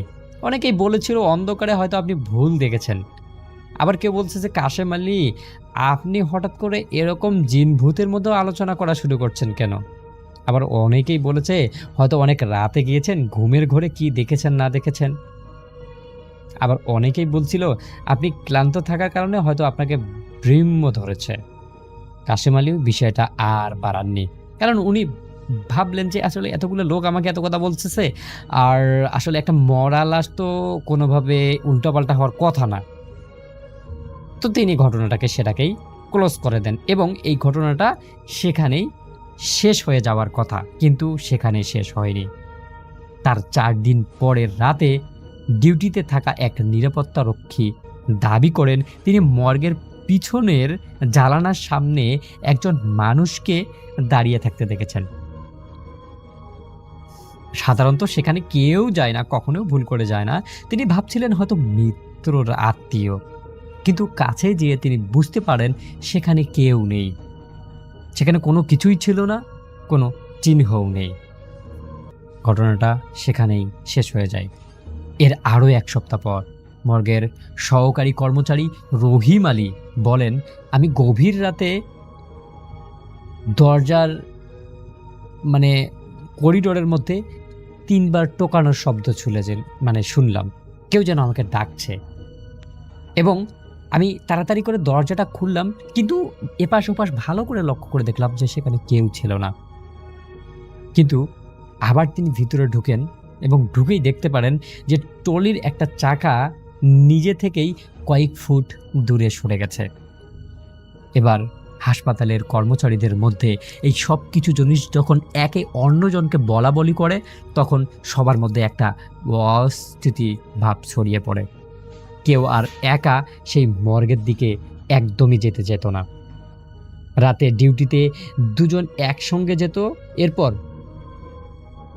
আবার একসঙ্গেই চলে আসতো, কিন্তু কোনোভাবেই তাদেরকে সেখানে আর একা একদমই পাঠানো যেত না। এর কয়েকদিন পর আবার পুলিশ আসে এবং অবশেষে ওই অজ্ঞাত পরিচয়ের লাশটির পরিচয় শনাক্ত করা হয়। জানা যায় লোকটির কোনো নিকটস্থ কোনো আত্মীয় ছিল না, দূরের এক আত্মীয় এসে লাশ গ্রহণ করে দাফন করবে। সবাই ভাবছিল ঘটনাটা হয়তো এখানেই শেষ হয়ে যাবে। সেই লোকটা আসলো, এসে লাশটাকে গ্রহণ করলো এবং লাশটাকে নিয়ে গিয়ে সঠিকভাবে নাকি দাফনও করা হয়েছিল। কিন্তু দাফনের রাতেই কাশেম আলী একটি দুঃস্বপ্ন দেখে বসেন। তিনি স্বপ্নে দেখেন সেই লোকটি হাসপাতালের করিডোরে দাঁড়িয়ে আছে, তারপর শুধু একটি কথা বলছে, আমাকে এখানে রেখে কেন চলে গিয়েছিলে। ঘুম ভাঙার পর তিনি প্রচণ্ডভাবে ঘামের মধ্যে ভিজে যান। এত বেশি তিলিক ঘাম ছিল, তার স্ত্রী তাকে বলে, তোমার কি হয়েছে, হঠাৎ করেই তুমি এটা কি দেখছো? তিনি এই ঘটনাটা তার স্ত্রীর সঙ্গে শেয়ার করেন এবং হসপিটাল এসে তার সহকারীর সঙ্গেও ঘটনাটা শেয়ার করেন। এর কয়েক মাস পর আর কোনো অদ্ভুত ঘটনা ঘটেনি, কিন্তু আশ্চর্যের বিষয় হলো সেই ঘটনার পর কাশেম আলী আর কখনো রাতের বেলা একা সেই মর্গের দিকে যাননি। যেই লোকটা ছিল হাসপাতালের একদম সাহসী একজন মানুষ, যেই লোকটাকে রাত্রের বেলা কোনো কাজ বললে তিনি কখনো সেটাতে না করতেন না, সেই লোকটাই এখন সন্ধ্যার পরে আর ডিউটি করেন না। তিনি একটি কথা এখনো বলেন যে যেই মানুষটি ২০ বছর ধরে মানে নির্ভয়ে মৃতদেহের মানে কাজকর্ম করেছেন, সেই মানুষটি আসলে এই কথা বলেন যে সেদিন আমি যা দেখেছিলাম সেটা যদি ভুলও হয়ে থাকে তাহলে সেই ভুলটা আজও আমি ভুলতে পারিনি। আজও হাসপাতালের পুরনো কর্মচারীরা এই ঘটনাটা মনে করেন এবং যারা নতুন আসেন তাদেরকে শোনান। কেউ বিশ্বাস করেন না, কেউ আবার বিশ্বাস করে, কেউ বলে যে আসলে এরকম ঘটনাও ঘটেছিল নাকি, এরকম ঘটনাও হয় নাকি। তবে কাশেম আলী মৃত্যুর আগে পর্যন্ত তিনি একই কথা বলে গেছেন, সেই রাতের মর্গে আমি কখনোই একা ছিলাম না, আমার সঙ্গে কেউ না কেউ একজন ছিল। রাসেল ভাই, ঘটনাটা আসলে জানি না কতটুকু সত্যি বা এই ঘটনাটা কি এমন হতে পারে কিনা, যদিও ঘটনাটা আমি খুব একজন নিকটস্থ আত্মীয়র কাছ থেকে শুনেছি, অবিশ্বাস করার মতো কিছু নেই। এই ঘটনাটা শুনে আপনার কি মনে হচ্ছে, এবং যদি এই ঘটনাটা প্রচার হয়, প্রিয় লিসেনার্স আপনারা যদি শুনে থাকেন তাহলে অবশ্যই বলবেন যে আসলে এই ঘটনাটা কিভাবে সম্ভব। আপনাদের কি মনে হচ্ছে, আপনাদের নিজের একটা মতামত অবশ্যই জানিয়ে যাবেন। ঘটনাটি আজ থেকে প্রায় ৩০ বছর আগের। ঘটনাটি ঘটে রিফাতের ভাবির বাবা ও ভাবির মায়ের সাথে। ভাবির বাবার নাম ছিল মোস্তাফিজ এবং মায়ের নাম পারুল। মোস্তাফিজ সাহেব বিয়ে করার পর পারুল আন্টিকে নিয়ে ঢাকায় চলে যান চাকরির সূত্রে। সেখানেই তারা একটা জায়গায় বাসা ভাড়া করতে থাকে। জায়গাটার নাম আমরা নাই বললাম। তো তাদের সেখানে থাকা অবস্থায় প্রথম দিকে কোনো সমস্যা হয়নি। সমস্যা শুরু হয় যখন পারুল আন্টি ৫ মাসের প্রেগনেন্ট।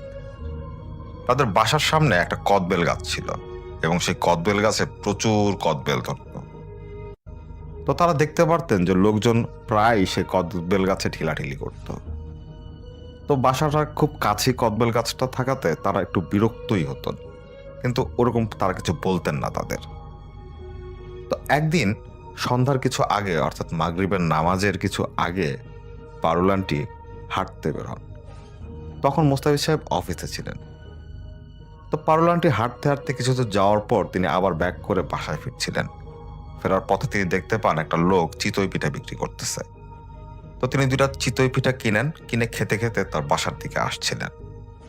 তো যখন কদবেল গাছের কাছে আসেন তখন তিনি দেখতে পান কদবেল গাছের উঁচু একটা ডালে একটা ছেলে কালো একটা জামা পরে বসে আছে। এটা দেখার পর পারুল আন্টির মেজাজ হঠাৎ খারাপ হয়ে যায়। তো তিনি উপরের দিকে তাকিয়ে সেই ছেলেটাকে উদ্দেশ্য করে বলেন যে, এই ছেলে এই সন্ধ্যার সময় গাছে কি করো? নামো, নিচে নামো, যাও বাসায় যাও।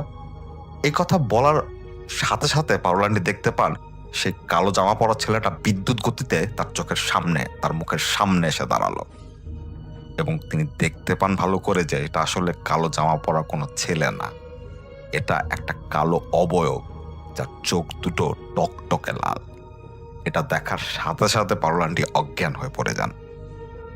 তো তাদের পাশের প্রতিবেশীরা পারুল আন্টিকে উদ্ধার করে বাসায় নিয়ে আসেন এবং মোস্তাফিজ সাহেবের সাথে যোগাযোগ করেন। মোস্তাফিজ সাহেব বাসায় এসে দেখেন পারুল আন্টির গায়ে ভীষণ জ্বর। তিনি তাকে জ্বরের ওষুধ খাওয়ানোর পর এক পর্যায়ে ঠান্ডা করেন। পরে তাকে জিজ্ঞেস করেন যে আসলে কি হয়েছিল। তো তখন পারুল আন্টি তাকে সমস্ত ঘটনা খুলে বলেন।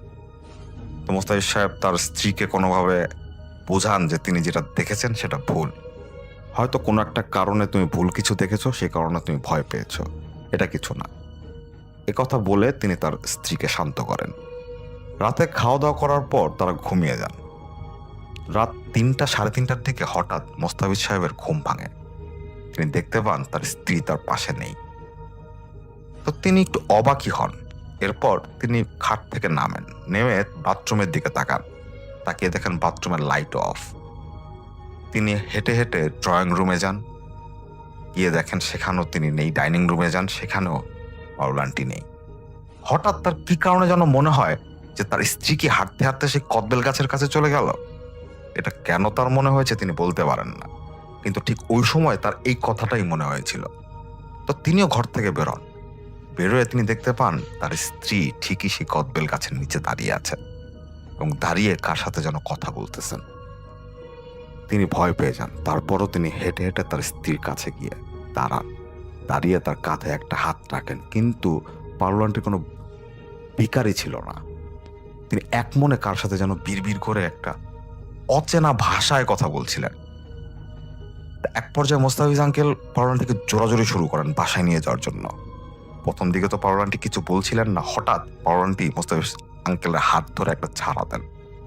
তিনি বুঝতে পারেন তার স্ত্রী শরীরে এখন যে শক্তি তা তিনি কখনোই দেখেন নাই।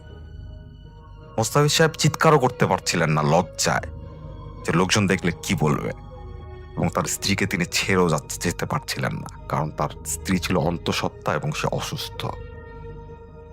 এক পর্যায়ে ফজরের আজান দিয়ে দেয় এবং ফজরের আজান দেওয়ার সাথে সাথেই পারুলান্টি অজ্ঞান হয়ে ঢলে পড়েন। মোস্তাফিজ সাহেব তার স্ত্রীকে নিয়ে বাসায় ফিরে আসেন এবং সকালবেলায় তিনি এক হুজুরকে ডেকে নিয়ে আসেন। সেই হুজুর কিছুক্ষণ পারুলান্টিকে ঝাড়ফুঁক করার পর তাকে জিজ্ঞেস করেন যে আসলে তার সাথে কি ঘটেছিল। তখন পারুলান্টি সব বলেন। তখন সেই হুজুর পারুলান্টিকে কিছু পানি পড়া দিয়ে সূরা পরে ফু দিয়ে তাকে কিছু নিয়ম মানতে বলেন এবং বলেন এই নিয়মগুলো অক্ষরে অক্ষরে মানতে হবে। যদি কোনো একটা কারণে একটা নিয়ম ছুটে যায় সাথে সাথে যেন হুজুরকে জানানো হয়, তা না হলে সমূহ বিপদ। সেই হুজুর সে কদবেল গাছে একটা লাল সুতো বেঁধে দিয়ে যান। এরপর থেকে আর কোনো সমস্যা হচ্ছিল না। সমস্যা আবার শুরু হয় যখন পারুলান্টি 7 মাসের প্রেগন্যান্ট। তিনি হঠাৎ করেই তার সেই হুজুরের বেঁধে দেওয়া নিয়মের 2-1টা নিয়ম ভেঙে ফেলেন এবং তিনি এটা অতটা গুরুত্ব দেন না, যে কারণে তাদের পরে খুব বড় একটা মাসুল দিতে হয়। সেটা আমরা ঘটনায় জানতে পারবো। যাই হোক, সেই নিয়ম ভাঙার 2-3 দিন কোনো কিছুই হয়নি। চতুর্থ দিন রাতের বেলা, চতুর্থ দিন রাতে পারুলান্টি ঘুমিয়েছিলেন।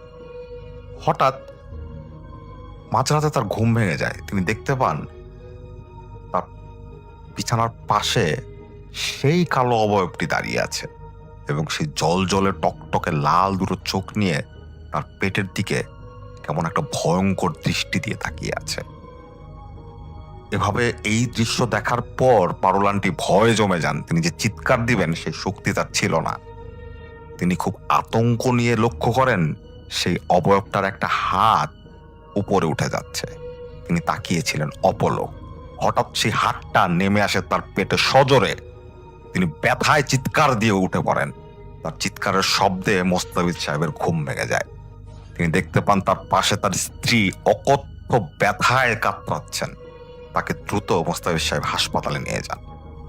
হাসপাতালে নেওয়ার পর তিনি জানতে পারেন তার এই বাচ্চাটা মারা গেছে। তারা খুবই মুষড়ে পড়েন। সন্তান হারানোর বেদনা একমাত্র বাবা মাই বুঝেন। যাই হোক, এরপর 3 বছর তারা সেখানে ছিলেন, আর কোনো সমস্যা হয়নি। পরে সে হুজুর আসে তাদের বাসায়, এসে তাদের আবারও কিছু সূরা পড়ে পানি পড়া দিয়ে ফু দিয়ে চলে যান এবং বলেন যে তিনি এটার একটা স্থায়ী সমাধান করেছেন। তো 3 বছর পর মোস্তাফিজ সাহেব ট্রান্সফার হয়ে চলে যান রাজবাড়িতে। এই রাজবাড়িতে তিনি অনেক বছর ছিলেন, প্রায় 20 বছরের মতো। যাই হোক, তো সেই রাজবাড়িতে ট্রান্সফার হয়ে যাওয়ার 2 বছর পর রাফির ভাবির জন্ম হয়। তো এরপর সবকিছুই ঠিকঠাক চলছিল, কিন্তু রাফির ভাবির বয়স যখন 12 তখন তার ভাবির সাথে শুরু হয় অন্য ধরনের একটা সমস্যা। কিরকম? একদিন পারুলান্টি লক্ষ্য করেন তার মেয়ে ঘরে নেই। সন্ধ্যা পার হয়ে গেছে, তার মেয়েকে তিনি খুঁজে পাচ্ছেন না। তো তিনি তার মেয়েকে খুঁজতে বের হন। বের হয়ে তিনি দেখতে পান তাদের বাসার সামনে সেই যে মাঠ, সেই মাঠের মাঝখানে তার মেয়ে অজ্ঞান হয়ে পড়ে আছে। তিনি দৌড়ে গিয়ে তার মেয়েকে উঠান এবং দেখতে পান তার মেয়ের গা জ্বরে পুড়ে যাচ্ছে। তিনি তার মেয়েকে দ্রুত বাসায় নিয়ে আসেন এবং মোস্তাফিজ সাহেবকে খবর দেন। তারা তাদের মেয়েকে নিয়ে চলে যান হাসপাতালে। হাসপাতালে যখন তার মেয়েকে নিয়ে যান তখন ভাবির, সেই মেয়ের মানে রাফির ভাবির কোনো জ্ঞান ছিল না। রাত 3টার দিকে রাফির ভাবির জ্ঞান ফিরে। জ্ঞান ফেরার পর তার ভাবি অদ্ভুত আচরণ করছিলেন। তাকে যখন জিজ্ঞেস করা হচ্ছিল যে তার সাথে কি হয়েছে, তিনি কিচ্ছু বলছিলেন না। তিনি তার বাবা মাকে খামচাতে শুরু করেন, তাদের দিকে দাঁত খিচিয়ে বিভিন্ন অঙ্গভঙ্গি করা শুরু করেন। তো তারা মনে করছিলেন জ্বরের কারণে হয়তো মেয়ে এরকম জিদ করছে। তো পরদিন সকালে যখন জ্বর কমে যায় তখন তারা তাদের মেয়েকে নিয়ে চলে আসেন বাসায়। মোস্তাফিজ সাহেব তার অফিসের কাজে চলে যান, বাসায় পারুল আন্টি একাই ছিলেন। সন্ধ্যার সময় রাফির ভাবি ঘুমাচ্ছিলেন। তো হঠাৎ পারুল আন্টি শুনতে পান তার মেয়ে চিৎকার দিয়ে ঘর থেকে বেরিয়ে গেল হঠাৎ। তো তিনিও তার মেয়ের পিছে পিছে ঘর থেকে বের হন। বের হয়ে দেখেন যে তার মেয়ে নেই, কোথাও নেই। এত দ্রুত যে তার মেয়ে কোথাও চলে যাবে তাও কিন্তু সম্ভব না। তো তিনি চিৎকার দিয়ে ওঠেন, আশেপাশের লোকজন চলে আসে। তখন সেই লোকজনকে পারুল আন্টি বলেন যে তার মেয়ে হঠাৎ কোনো কারণ ছাড়াই চিৎকার দিয়ে ঘর থেকে বের হয়ে তার মেয়েকে তিনি খুঁজে পাচ্ছেন না। তো সবাই রাফির ভাবিকে খোঁজাখুঁজি শুরু করে। এক পর্যায়ে গভীর রাতের প্রায় শেষ পর্যায়ে সেই ভাবিকে পাওয়া যায় এলাকার অনেক দূরে একটা নদীর পাশে একটা মাদার কাটা গাছ ছিল, অনেকে মান্দার গাছও বলে। সেই গাছের সামনে সেই ভাবি দাঁড়িয়ে আছেন এবং তিনি বিড়বিড় করে কথা বলছেন। পরে লোকজন তাকে ধরে কোনোভাবে বাসায় নিয়ে আসে। সেদিন রাতের বেলা তার মেয়েকে তারা জড়িয়ে ধরে ঘুমাচ্ছিলেন এবং তাদের রুমের একটা জানালা খোলা ছিল। তো তখন পারুল আন্টি দেখতে পান মাঝরাতের দিকে সেই কোন একটা অবয়ব তাদের বাসার চারপাশ ঘুরছে, এরকম তার মনে হচ্ছে। কারণ হঠাৎ করেই জানালার এপাশ ওপাশ কিছু একটা দৌড় দিয়ে চলে যাচ্ছে। তো তিনি প্রথম দিকে মনে করেন যে এটা তো বাতাস বাইরে, সেই কারণে হয়তো কোনো একটা কারণে হচ্ছে। তো তিনি পাত্তা দেন না। তো পারুল আন্টি শুধু জেগেছিলেন, ভাবি এবং ভাবির বাবা অর্থাৎ মোস্তাফিজ সাহেব তারা ঘুমাচ্ছিলেন। পারুল আন্টি হঠাৎ দেখতে পান যে সেই জানালার কাছে দুইটা লাল আলো। এটা দেখে তিনি চমকে যান। লাল আলোর উৎসটা কিভাবে আসছে সেটা বোঝার জন্য যখন তিনি ভালোভাবে যখন তাকান তখন দেখতে পান সেটা আসলে দুইটা লাল আলো না, এটা একটা অবয়ব যার চোখ দুটো টকটকে লাল। তখন পারুল আন্টির সেই ঢাকার কাহিনী মনে পড়ে। ঢাকায়ও তিনি এই অবয়বটাকে দেখেছিলেন। এটা দেখে তিনি চিৎকার দিয়ে ওঠেন। তার চিৎকারে পারুল আন্টির মেয়ে এবং তার স্বামীর ঘুম ভেঙে যায়। তো তারা উঠে যখন লাইট জ্বালায় তখন দেখতে পান যে কোথাও কিচ্ছু নেই। পরদিন সকালবেলা হুজুর আসে। হুজুর আসার পর তাদের বলেন যে কি হয়েছে তাকে যেন খুলে বলা হয়। তো তখন ভাবি অর্থাৎ রাফির ভাবি তার সাথে যা হয়েছে, সে মাঠে সে কেন অজ্ঞান হয়ে পড়েছিল তা বলেন। সেটা হচ্ছে পারুল আন্টির মেয়ে যখন সেদিন সন্ধ্যাবেলা হাঁটতে বের হয়, অর্থাৎ রাফির ভাবি হাঁটতে বেরোনোর পর তিনি দেখতে পান মাঠের মাঝামাঝি যখন তিনি যান তখন তিনি দেখতে পান তাকে হঠাৎ 3-4টা কালো অবয়ব ঘিরে ফেলেছে এবং তার দিকে এগিয়ে আসছে। হঠাৎ সে অবয়বগুলো তার ভেতর ঢুকে গেল। এরপর তার কিচ্ছু মনে নেই। পরে হুজুর তাকে জিজ্ঞেস করেন যে তুমি ওরকম ওই দিন চিৎকার দিয়ে ঘর থেকে বের হয়ে কোথায় চলে গিয়েছিলে, কি হয়েছিল সেদিন? তখন সে ভাবি বলেন তিনি যখন ঘুমাচ্ছিলেন হঠাৎ তার মায়ের চিৎকারে পারুল আন্টির চিৎকারে তার ঘুম ভাঙে। তিনি দেখতে পান কতগুলো কালো অবয়ব তার মাকে মারতে মারতে ঘর থেকে বের করে নিয়ে যাচ্ছে। এটা দেখে তিনি চিৎকার দিয়ে তার মার পিছে পিছে ঘর থেকে বের হন। বের হওয়ার পর তিনি দেখতে পান তার মা সেখানে ছিলেন না, তার বদলে তাকে ঘিরে ছিল কতগুলো কালো অবয়ব যাদের চোখ দুটো টকটকে লাল। এরপর সেই অবয়বগুলো আবারও তার শরীরের ভেতরে ঢুকে যায়। এরপর তার কিচ্ছু মনে নেই।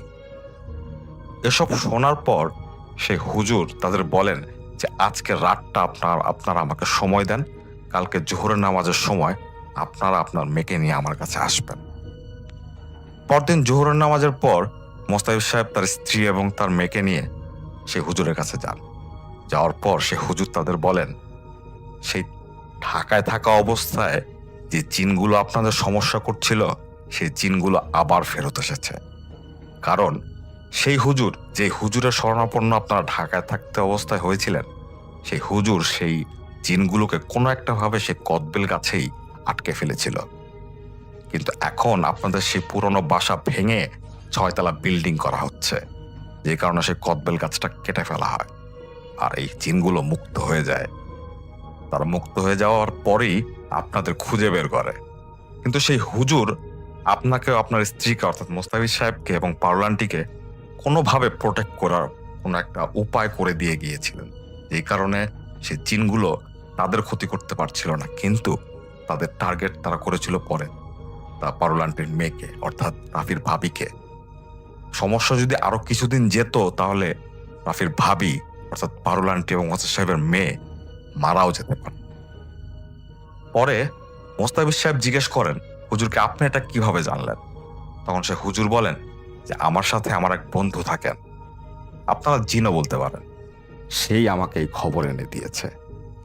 যাই হোক, এরপরে সেই হুজুর বিভিন্ন রিচুয়াল করে, যেমন 7 ঘাটের পানি, 7 জায়গার মাটি, 7টা ফুল, এভাবে বিভিন্ন জিনিস জোগাড় করে বিভিন্ন রিচুয়াল করে এক পর্যায়ে তাদের এই সমস্যা সমাধান করতে পেরেছিলেন এবং কিছু শর্ত পেতে দিয়েছিলেন, যেটা তাদের পালন করতে হয় 40 দিন পর্যন্ত। এরপর আর কোনো সমস্যা তাদের সাথে হয়নি। এটাই ছিল রিফাতুল ইসলাম রাফির ভাবির এবং তাদের ফ্যামিলিতে ঘটে যাওয়া একটা ঘটনা। আসসালামু আলাইকুম প্রিয় লিসেনার্স, এতক্ষণ থেকে আমি আপনাদেরকে অনেকগুলো ভয়ানক বাছাই করা সেরা ঘটনা শোনানোর চেষ্টা করেছি। এই ঘটনাগুলোর মধ্য থেকে কোন ঘটনাটি, কত মিনিটের ঘটনাটি, কত সেকেন্ডের ঘটনাটি আপনার কাছে সব থেকে বেশি ভয়ানক লেগেছে, কোন ঘটনাটি সব থেকে বেশি ইন্টারেস্টিং লেগেছে, কোন ঘটনাটি শুনে আপনার মনে হয়েছে যে এই ঘটনাটা আপনার সাথে রিলেটেড, আপনার পরিবারের কার সাথে রিলেটেড, নাকি আপনার গ্রামের সাথে রিলেটেড। যদি এমন কোনো ঘটনা আমাদের আজকের এপিসোডের কোনো একটি ঘটনা হয়ে থাকে, তাহলে সেই কোন ঘটনাটি সেটি কিন্তু জানিয়ে যাবেন আমাদের কমেন্ট সেকশনে। আর দর্শক, আমাদের আজকের এই এপিসোডের মাধ্যমে আমি আপনাদেরকে হাসপাতালের ঘটনা, অ্যাম্বুলেন্সের ঘটনা, মর্গের ঘটনা, লাশের ঘটনা, তারপর গ্রামের ঘটনা এবং সব থেকে যেটা আপনারা বেশি শুনতে চান সেটা হচ্ছে গ্রামের ভৌতিক ঘটনাগুলো। সেই ঘটনাগুলো কিন্তু আমি আজকের এই এপিসোডটির মাধ্যমে আপনাদেরকে শোনানোর চেষ্টা করেছি। যে ঘটনাগুলো আর যে রাসেল ভাই, আর যে আফরান ভাই, ডক্টর আলিফ, বাবু ভাই, আর যে শাফিন ভাই, আমি শাকিল আহমেদও বেশ কয়েকটি ঘটনা কিন্তু আপনাদের সঙ্গে শেয়ার করেছি। ঘটনাগুলো আপনাদের কাছে কেমন লাগলো সেটি কিন্তু অবশ্যই জানাতে বলবেন না। আর দর্শক, আপনাদের কাছে একটা রিকোয়েস্ট থাকবে, আপনাদের বন্ধু বান্ধব বা আপনাদের সিনিয়র জুনিয়র যারাই এরকম ভয়ানক ঘটনাগুলো পছন্দ করে, তাদের কাছে কিন্তু আমাদের এই চ্যানেলের ভিডিওগুলো শেয়ার করে দেবেন। কারণ আমাদের এই চ্যানেলটিতে প্রতিনিয়ত রাত 10টার সময় কিন্তু ভিডিও আপলোড করা হয় এবং আপনারা যদি আমাদের চ্যানেলটি ভিজিট করেন তাহলে দেখতে পারবেন আমাদের চ্যানেলের প্রত্যেকটা এপিসোড, প্রত্যেকটা ভিডিও, প্রত্যেকটা স্টোরি, প্রত্যেকটা ঘটনা কিন্তু অনেক বাছাই করা সেরা ভয়ানক ঘটনাগুলো আমি কিন্তু আপনাদের জন্য রেডি করি, শুধুমাত্র আপনাদের ভালোবাসা পাওয়ার জন্য। অবশ্যই আপনারা আপনাদের থেকে আমাকে সাপোর্ট করবেন এবং আমি চেষ্টা করব আপনারা যেই ঘটনাগুলো বেশি পছন্দ করেন, যেমন হাসপাতালের ঘটনা, মর্গের ঘটনা, অ্যাম্বুলেন্সের ঘটনা, বাসাবাড়ির ঘটনা এবং সব থেকে বেশি আপনারা যেটা পছন্দ করেন যে গ্রামের ঘটনা, আমি কিন্তু সেই ঘটনাগুলোই আপনাদেরকে প্রতিটি এপিসোডের মধ্যে যে কোনো একটি ঘটনা দেওয়ার চেষ্টা করি। তো প্রিয় লিসেনার্স, আজকে আর কথা বাড়াচ্ছি না, আজকে আর কোনো ঘটনাও আমি আপনাদেরকে শোনাবো না। এখন বিদায় নেওয়ার পালা, কিন্তু আবারও দেখা হচ্ছে আগামীকাল রাত ঠিক 10টার সময় ইনশাআল্লাহ। ততক্ষণ পর্যন্ত সবাই ভালো থাকবেন, সুস্থ থাকবেন। আপনাদের সবার মঙ্গল এবং সুস্বাস্থ্য কামনা করছি এবং আপনাদেরকে বলতে চাই, আপনারা সবাই সুন্দর একটি সামাজিক সমাজে বসবাস করার চেষ্টা করবেন। আপনাদের সবার যাত্রা, আপনাদের সবার দোয়াগুলো আল্লাহ তাআলা কবুল করে নেক। সবার কাছে আমি আমার নিজের জন্য দোয়া চেয়ে বিদায় নিচ্ছি আজকের মতো, কিন্তু আবারও কালকে রাত 10টার সময় আপনাদের সঙ্গে দেখা হচ্ছে ইনশাআল্লাহ। সবাই ভালো থাকবেন, সুস্থ থাকবেন। আল্লাহ হাফেজ।